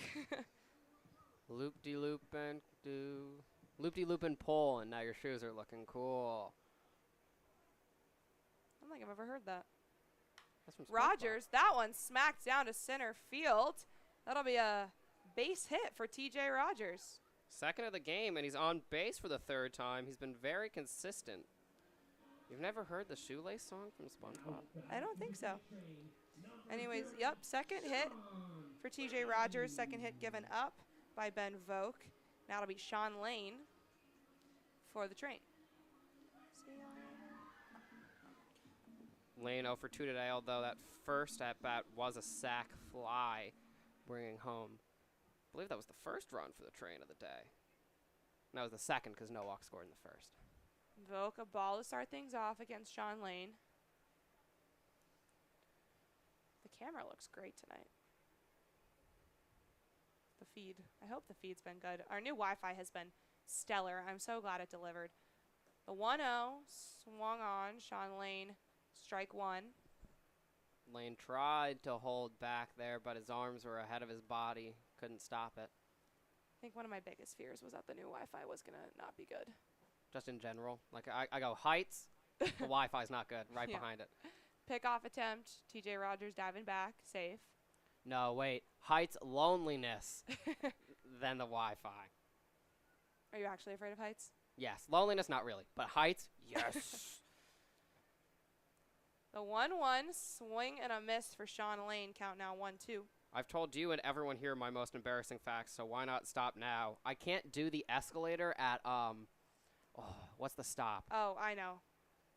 It's Blue Line. I think it's Roslyn or something. It's so long, I just can't do it. I can do it on the way down because I'm looking at the ground in front of me, but... Comes in for strike, Sean Lane. Gonna go down looking. It'll bring up Jason Schiavone. I used to hate the escalators at the Metro stops, multiple of them. Actually, going up is fine. For me, it's going down. Because I don't like that you can see, like, it makes me feel like I'm going to fall. No, I like that I can see. It's looking forward and looking up, thinking that just the slightest thing pushing me back and I'm dropping a distance that I can't even see. That gets me. I'm, like, completely the opposite. That's Every day I have to go to medical center, and then it's a toss-up of whether or not I'm going to take the escalator or the elevator at medical center. Gonna start Schiavone's at bat with a pickoff attempt again. TJ Rogers on first. Told you about those stairless escalators at the Mystic Aquarium. Those were the worst thing ever. Yeah, that's terrifying. That I couldn't do. Just a flat surface, and they're hoping you stay on. First pitch now to Schiavone, a ball. But that has to be like scientifically. Were you like gripping the side for dear life? That's what I was, but I didn't need to. Like, friction had kept me I was up. gonna say scientifically it has to work, obviously, or else they wouldn't exist. And honestly, probably falling on that is better than falling on the metal jagged escalators because you just kind of roll down and bump your head a couple times. Yeah. The 1-0 hit well by Schiavone. Can the center fielder get here? There, he can't. So that one will drop in center field. And Jason Schiavone now 2 for 3. Yeah, tacking on some hits here. That's the 4th hit given up by Ben Voke. Back to the top of the order with Luke Nowak, just 1 out. TJ Rogers in scoring position, out on second. Jason Schiavone after the base hit on first. Actually, was that only the 3rd hit from Ben Voke? Yeah, I only have 3. I don't know how I got to 4. Okay. Peyton Schultz had a single. TJ Rogers had a single. Jason Schiavone with a single. Off to a better start here against Nowak, ahead 0-1.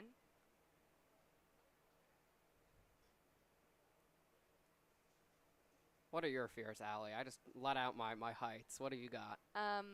Okay, this is weird, and it kind of is exactly the opposite. I'll explain in a sec. The 0-1 hit well by Luke Nowak. Calabrese gets there. Can they get the out at first?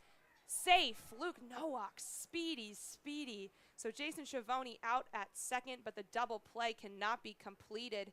Now runners in the corners for the train. And DM Jefferson 0 for 3, going to look to heat back up at the right moment. Good. There's no escape now. You can't say, oh, I set it off air. What is it? I like hate walking downhill when the ground is like unsteady. So like gravel, mud, like on a hike when it's muddy, or if like you're walking like near construction and there's gravel. Like I hate going downhill when like my knees start to shake. Like I just need steady ground to go downhill. That's kind of an extension of heights. Exactly, but like the opposite direction, which No. is why I was saying it's kind of the opposite. That makes sense. Up in Lake Placid, there's this big mountain called Whiteface, and people would go at the top and just sit on the edge of this gigantic mountain, Mhm. and I would panic just seeing them. Yeah. Fouled back by Jefferson to get things started for his at bat. Yeah, so that's one of them.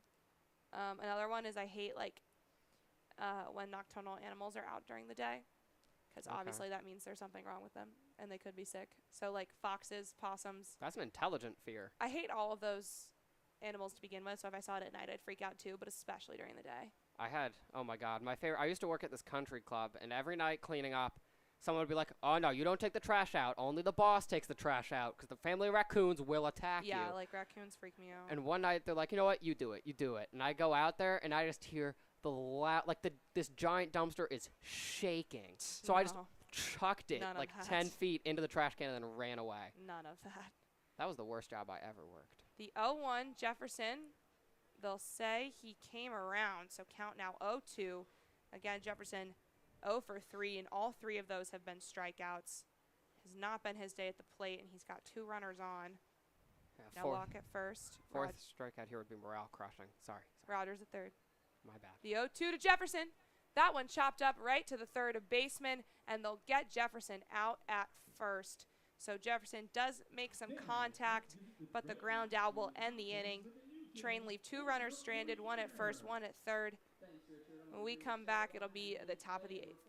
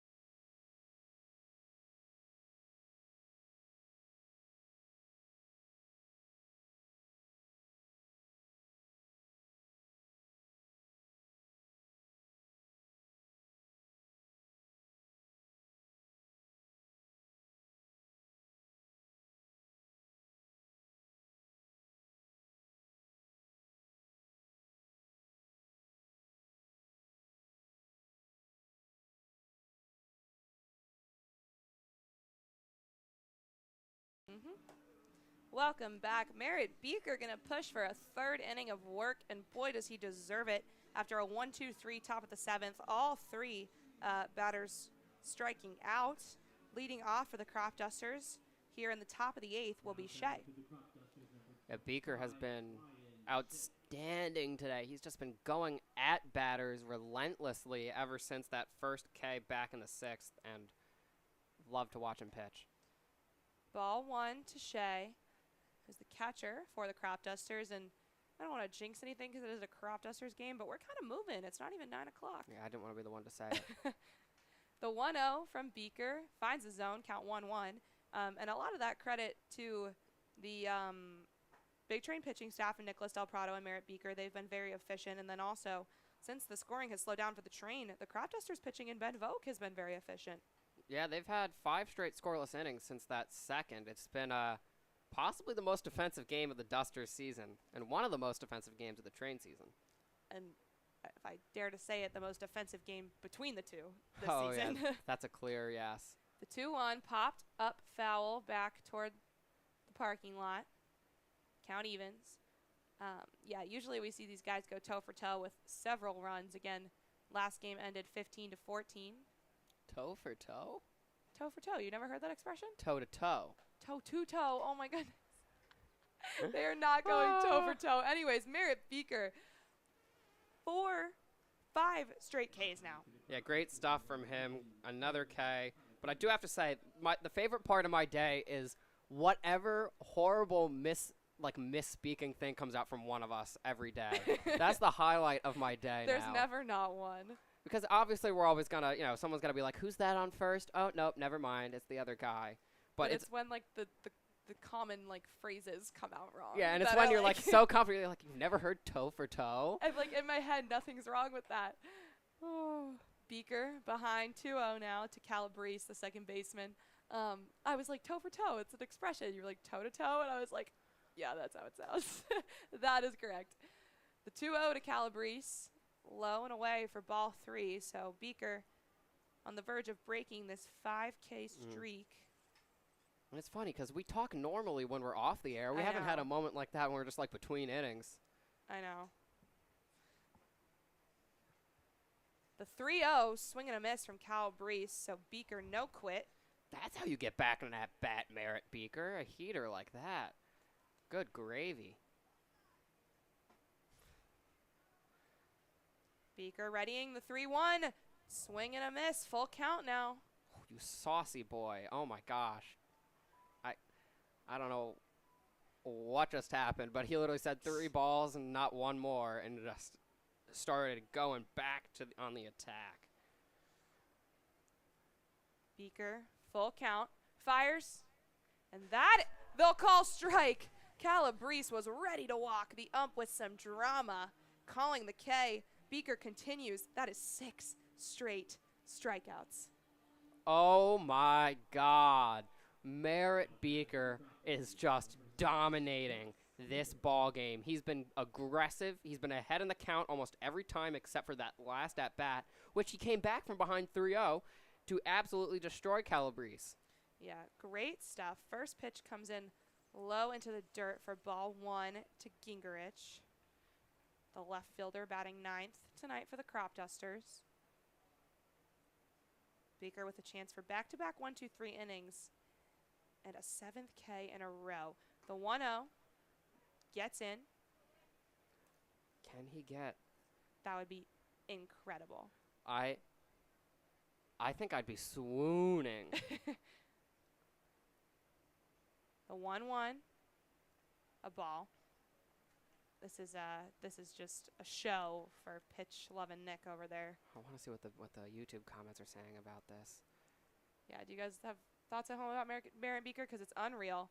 That one comes in the dirt, so count now going to be 3-1, but nothing he hasn't seen before. Only comment we have is, boo, you guys are terrible. Go Cropdusters. Scoreboard. I mean, yeah, scoreboard. Unless he's talking about us. Then either way, it'll still stay scoreboard. 3-1, that one very well hit, coming over. Garrett Felix can't get there, so it'll drop, rounding all the way to second. Will he push 3? He won't. Good decision from Gingerich, going to stay on second. Very good start, a very good streak. Reset. A very good streak from Merritt Beaker comes to an end with a hit, his 3rd and his first since his first 2 batters faced when he came in for Del Prado, but still has 2 outs.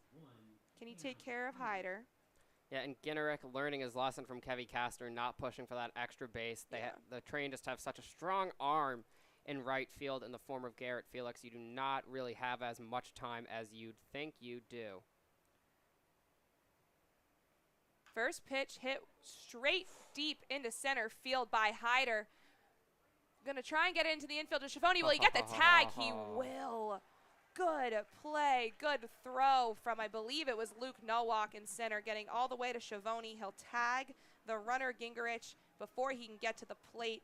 So what could have been a scary situation is not. Merritt Beaker still unscathed with 6 Ks on the night. Wow,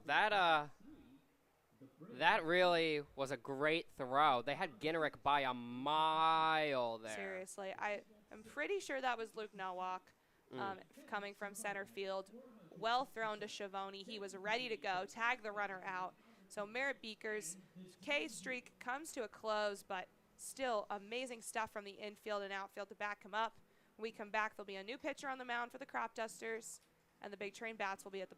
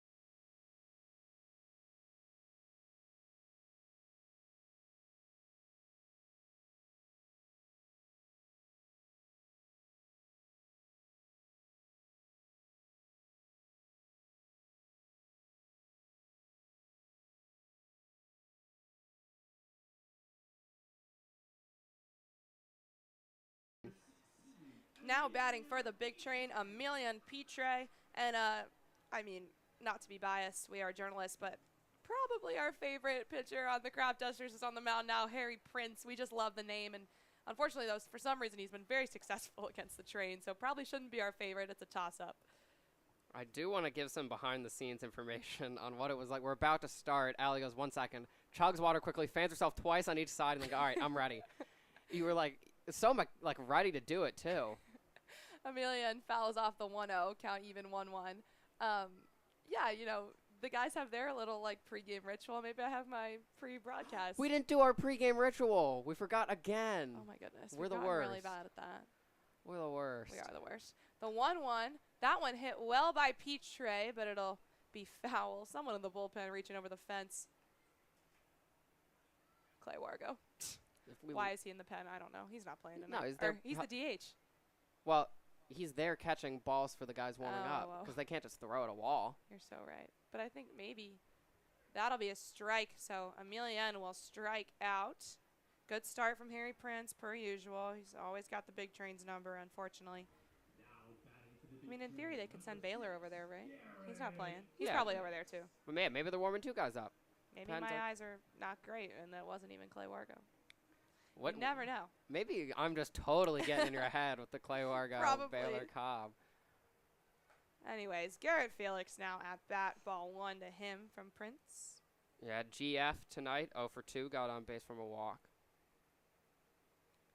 How many strikeouts does Emilian have on the season? It cannot be many. That K there The 1-0 high, ball 2. puts him up to just 5. I was going to say, I simply do not see that often at all. Like, writing down a K next to Pitre's name is very rare, so credit to Harry Prince. Yeah, it's been a uncharacteristically slow night for him, 0 for 4, but did have an RBI on that ground out back in the first to bring home no walk. The 2-0, swing and a miss from Felix. You know it's a good pitch when you get Garrett Felix to whiff, of all people. Harry Prince deceiving him with the breaking ball there. Harry Prince from Millersville, so not even a D1 pitcher, right? Nope. 2-1 outside, Felix patient as ever. I wonder if there are rumors of Harry Prince moving universities. I'm going to see what I can find. Because he's been great Although, against the didn't we Train. read his stats off, and they're from the season? They're not that great. It's just for some reason against the Train, they're like really good. Yeah. Oh, okay. Oh my gosh, his Twitter bio. The 3-1 fouled off by Felix, full count. You know, it's standard stuff, living in his name, the 2 zip codes he lived in, 610 or area code 610 to 717. Millersville, unburdened and becoming, yeah. capybara enthusiast. Oh, like the animal? Yeah. Love. Like, correct, but I was just like, I was like reading, I'm like, yeah, pretty standard. What? Capybara? 3-2, fouled off again. Felix keeping this at-bat going. I love that for you, Harry Prince. Capybara. That's the Australian, like, kind of fuzzy, furry friend. Oh, great take from him, too. Return of the King is one of the best movies ever made. Lord of the Rings guy, Harry Prince. Prince walking, the king of walks, Garrett Felix. I like what you did there. Yeah. See, I'd like to take credit for adding that into your broadcast repertoire. I think always as a broadcaster you're trying to like kind of make that. something kind of witty. I don't really know, but anyways, they're gonna take Felix off first, bring in Trey Wingett to pinch run.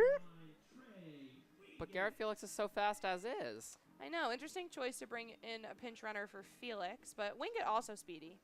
Yeah, no, it's not a bad move in the slightest. It's just interesting. Maybe they're just like, maybe Garrett's tired. I don't know. Maybe they were going to put Trey in defensively anyways, and now they figure let him run. I mean, it looks like, so after Schultz would be Clay Wargo, and Baylor Cobb is actually going to pinch hit for him because he's on deck. So that's why Wargo's in the pen and Baylor's over here. Things are coming together. First pitch, a ball to Peyton Schultz. That's Baylor Cobb. He's in the DH now. Out of the Louisiana Tech. Clay Wargo going to be joining him in Louisiana next fall. Different school, but same state. He'll be a Raging Cajun at Louisiana Lafayette. The 1-0. Another ball goes wild, so Wingett going to advance to second. Oh, gosh, it's almost like they want me to get mixed up with them. Sal literally subs them in for each other, and Nick's like, no. Now, they both play at a Louisiana school, too. Oh, and that. Sorry, I'll forget I ever said anything. See, I think I could see the future there. I think that's what it was. Harry Prince from Thornton, Pennsylvania. I didn't know that he was a PA boy. Where is Thornton? Shea gonna go chat with Prince for a sec. Peyton Schultz ahead 2-0. Trey Wingett now in scoring position. Last inning, the Train did have 2 hits, but left 2 runners on. Okay. Thornton, PA. What's that near? I'm trying to... Oh, I messed up. I forgot that you can't do, like, the drag thing. Philly. It's a Philly suburb. Cool. Distance from there to Philly is... Is Millersville in Pennsylvania? Yes, right? I believe so. Got it. Oh, that's by transit. By car, it's 40 minutes in the center of the city. Got it. Prince, the 2-0 to Schultz. Finds the zone. There's some PA connections here, because you're right. Millersville is Pennsylvania. That's what I thought. Definitely coming from the coaching staff, I'm sure. Some PA connections. The 2-1 to Schultz. So Prince once down 2-0, now even.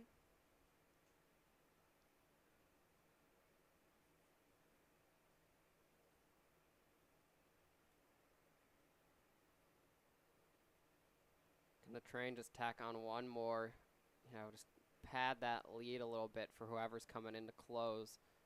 The 2-2 to Schultz, way high. Full count now. Again, on deck will be Baylor Cobb, pinch hitting in the DH position instead of Clay Wargo. And then following him, TJ Rogers, should we get there. Wargo tonight, not bad in the slightest. No, he was great. 1 for 2, on base twice. Kind of shocked to see him get subbed out, but... And another runner going to be on base, Peyton Schultz, his second walk of the night. He's going to go take first. And now there comes Bako.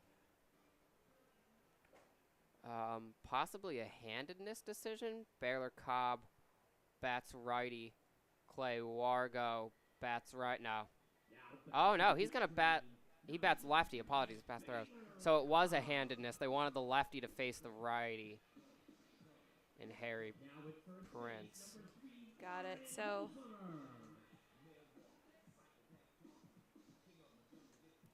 he walking up to Andre 3000? All right. And also, they're going to take Peyton Schultz off first and put in Halsey. So Coach Sal kind of just throwing in all the subs tonight. He's going for this one. So Trey Wingett on second, Warren Holzheimer on first. First pitch to Baylor Cobb popped up. Calling it is Shea, the catcher, in foul territory, and he makes the grab. So Bako, one pitch popped up quickly. He'll head back to the dugout. It'll now be up to TJ Rogers to perhaps send his pinch runners home. Want this light on? Sure. I can't really see my paper, so I'm going to put it on. Great stuff from TJ tonight. He's 2 for 2. He's been on base all 3 times. And he got a hit in that last game, too. So on the day, he's 4 for 4 in getting on base. Can he just make it 5 for 5 and give the Train that extra run of security? First pitch from Prince to Rogers. Good start. Count 0-1. TJ's got some speedy pinch runners in the field right now. Again, Winged on second, Holzmer on first.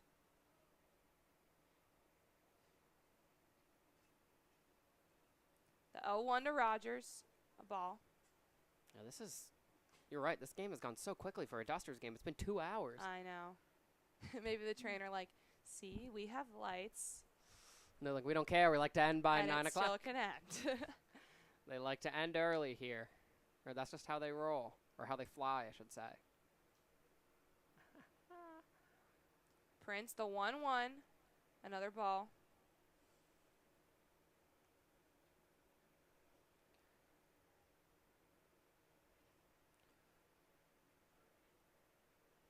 Big chance here. They need another run. 3 runs is great, but that can be taken out somewhat quickly in baseball. 4 is a little different. Prince, the 2-1. Back even. Count 2-2. Oh, what zone are you working with, umpire? That was low and away if I've ever seen it. Yeah. Fair enough. Yeah, I was gonna say. I'm not disagreeing at all. I was gonna say I need to make sure I'm not crazy. No, on that. I completely agree. TJ goes down swinging, so 2 runners left stranded for the big Train. They still hold on to a 3-0 lead with runs that came in the bottom of the first and second. When we come back, I'm just trying to see if that is, it's gonna. Merritt Beaker gonna continue to go in the top of the 9th. So when we come back, he'll be on the mound.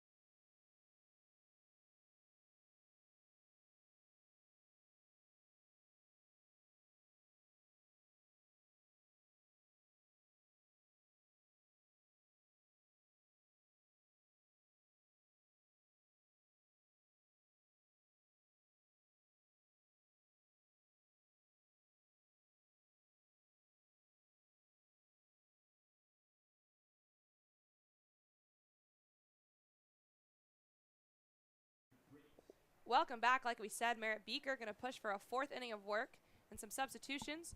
Holzmer at short. First pitch in above Schiavone's glove, almost gets out of it. Count 1-0. Now, we haven't seen Beaker go this far. Oh, no, you tell the substitutions first. Yeah, Trey Wingett out in right field, again, directly substituted for Garrett Felix, and then a little shift. Holzmer's going to be at second, and TJ Rogers at third, so Peyton Schultz out of the game. And TJ Rogers shifting from short to third. 2-0 the count to Brait for Merritt Beaker. The most we've seen from Beaker is 3 1/3. 2-0 lands, count 2-1. And that last third started to slow things down for him. So it's interesting. They're risking it for the biscuit with Merritt Beaker. They're hoping that was just a one-time deal and that he can go 4 innings successfully. The 2-1. He's fighting back. Count 2-2. He's looking good. He looks calm out there. So far, so well. Now I got Taylor Swift stuck in my head. I don't even know what that song's called. You need to calm down. That That's makes what sense. it's called. The 2-2. That one well hit. It'll drop over Amelia and Petray. So a base hit for Brait. The 5th hit of the game for Beaker. Let me get my Spotify out real quick.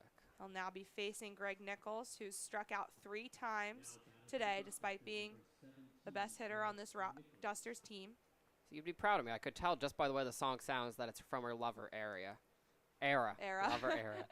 Her lover area. Oh, never mind. Now at the plate is Nichols, like you said. He struck out 3 times today. This could be a great opportunity to get the first out on the board. Though he is batting .360 on the season. Beaker ahead 0-1 to get started. Yeah, Nichols been cold. It's a couple good hitters. I mean, it's the same thing for DM Jefferson. He's one of the best hitters on this Train roster, and he's also been cold tonight. So it happens. It's a long summer. 0-1 from Beaker. Swing and a miss. So Nichols continuing to struggle. Oh, it's Duel of the Fates time. They've been saving it for a good moment here. Do you know what that? You know it's from Star Wars. I've definitely said it's from Star Wars. That I know. And you've said it. Yeah. The 0-2. Swing and a miss. He was miles behind I that was ball. going to say, it was not even the best pitch, but Nichols continues the struggles. 0 for 4 at the plate today. All strikeouts. And Merritt Beaker, like you said, Nick, the great opportunity to record the first out. He takes it. It'll be Mershon now, the third baseman at the plate. That's 7 Ks for Merritt Beaker. Mershon. Big moment here for him and the Dusters. Beaker starts with the ball. Again, the runner out on first is Andrew Brait. He had the single.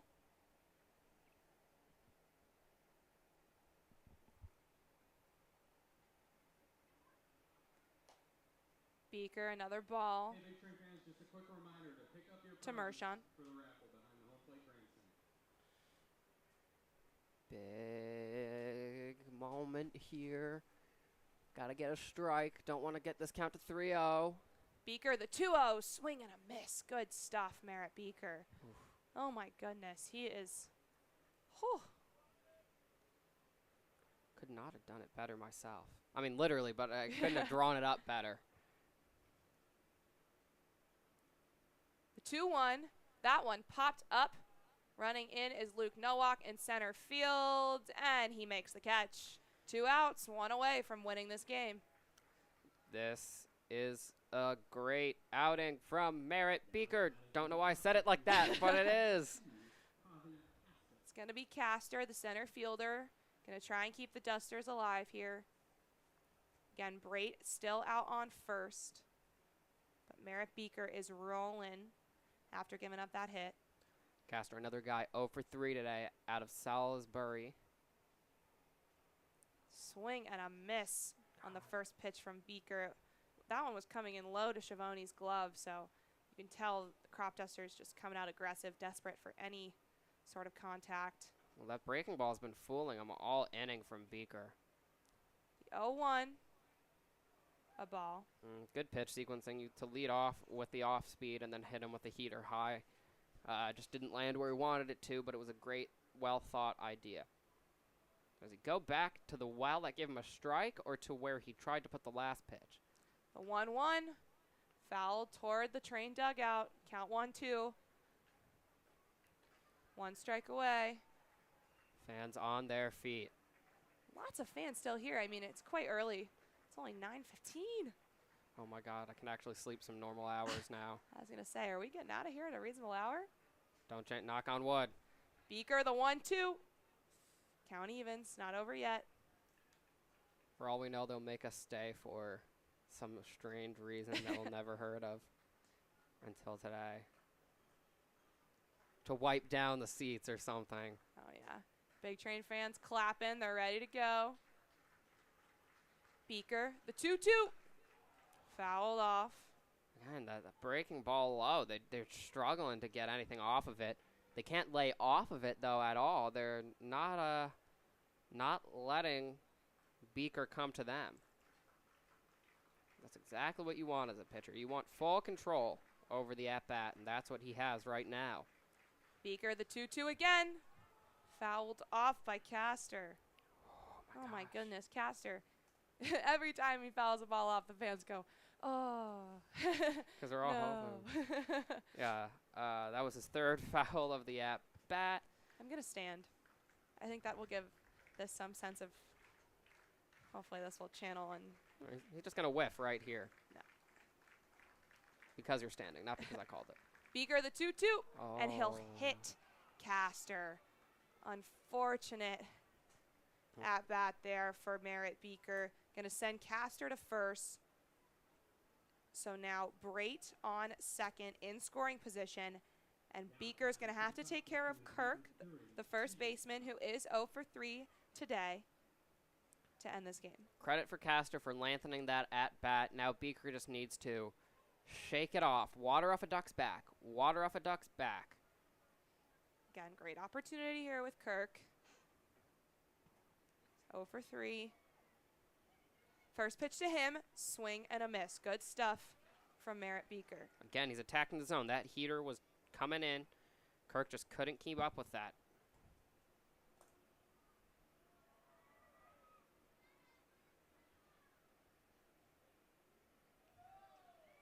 Beaker eyeing Brait out on second, but readying the 0-1. Ball. Where's Connor? Yeah. Huh? That was a horrible joke. He said ball. I'm like, where's Connor? Oh, Connor Ball. Yeah, ha ha ha ha ha. Probably in the bullpen. Ha ha, laughing at my own joke. The 1-1 in the dirt, count 2-1. The fans were doing the wave. I don't think we've ever seen the wave at Charlie Povich. I mean, we could do a wave right now if we got Jesse in on it. Because the two-person wave is just sad. Yeah, 3 that's people, that's a wave. So Beaker behind 2-1, facing Kirk. Readying, fires. That one hit well by Kirk to DM Jefferson in left field. He'll toss it in the infield to hold all the runners. So the bases are now loaded for the Cropdusters. 2 out still. So Merritt Beaker with the cushion, but now it's crunch time. Yeah, and he'll have to face Ryan Shea, who has 2 homers on the season. Could it be walk-off Grand Slam time? We know that the Dusters like to end with a flair for the dramatics. But I think I should take a little advice from Taylor Swift and calm down. Or shake it off. Or drive in a getaway car. Third one's always funny if you do it right. That's a rule of the comedy.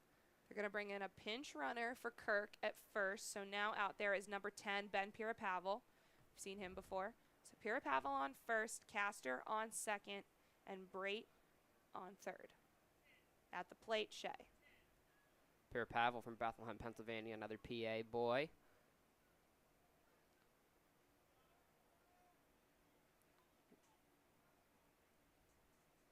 Beaker, first pitch in the dirt, but well protected by Schiavone. Lost track of it for a second there, and you could tell he was getting a little nervous as that started to roll out. But, oh, Coach Lopez. Coach Lopez coming out. That's our pitching coach here at the Big Train. Him and Schiavone going to have a little talk with Merritt Beaker. Never forget that first email we got from Coach Lopez. Looks like someone's headed over to the pen. But Coach Sal just sent someone over there. It's but 14. I think that is that TJ Rogers? No. Connor Ball. Connor Ball. Yeah, Connor Ball going to the pen. Maybe going to get someone, maybe not. So you did see Ball before. When? When it was a reference to that bad joke. I should just not bring that one up. And the joke. It wasn't good. It's clearly flying right over my head. Because it's not good. It's not your fault. It's all mine. All right, so Merritt Beaker, the 1-0 count to Shea. Bases loaded, 2 outs. Whew. I got nervous just saying it. Yeah, tensions are rising here. This is a huge moment in Beaker's Big Train career and a big moment in the Train season as they kind of need a win here. The 1-0 well hit deep into left field. Tracking back is DM Jefferson, and he'll make the catch. Whew. I got a little nervous there, but well done by Merritt Beaker. It was a scary end to quite the run for him. They pushed him 4, and luckily it pays off Good catch from DM Jefferson, leaving all 3 runners stranded for the Cropdusters. Nick's head is in his hands. They almost gave us a heart attack in the booth today, but the big train moved to 15-4. The Cropdusters unfortunately fall back to 500 at 9-9. A win and a loss today, but geez, that was a scary moment there. I really thought Shea was going to hit a walk-off grand slam. When that ball left his bat, I'm like, oh my God, that is well hit. You're like, this can't be real. But DM Jefferson got under it. He ended the game, and great stuff from Beaker to go 4 innings and get that save, I guess, for the train. Yeah, the longest outing we've seen from Merritt Beaker. He records 7 Ks and 6 hits, 1 hit by pitch. But the 6 hits don't really seem to matter because he takes care of business, comes in relief for Del Prado. The train only used 2 arms tonight, which is great, and get back in the win column after falling 15-14 in the continuation. Yeah, they've been on and off with these wins and losses so far this past week or so. They've been trading wins and losses since, not including the pickup game, I guess. They haven't won back-to-back games since the 21st and 23rd. Can they win tomorrow and win their first full back-to-back games, oh my, on the road at the Alexandria Aces? Yeah, tomorrow is going to be a good one. It'll be 7 p.m. at Alexandria. Last time the train faced them, it was a tough loss at home. Hopefully they'll look to continue a win streak and beat the Aces, who are number 2 in the league right now. But off to a good start. Huge momentum shift with the win over the Dusters.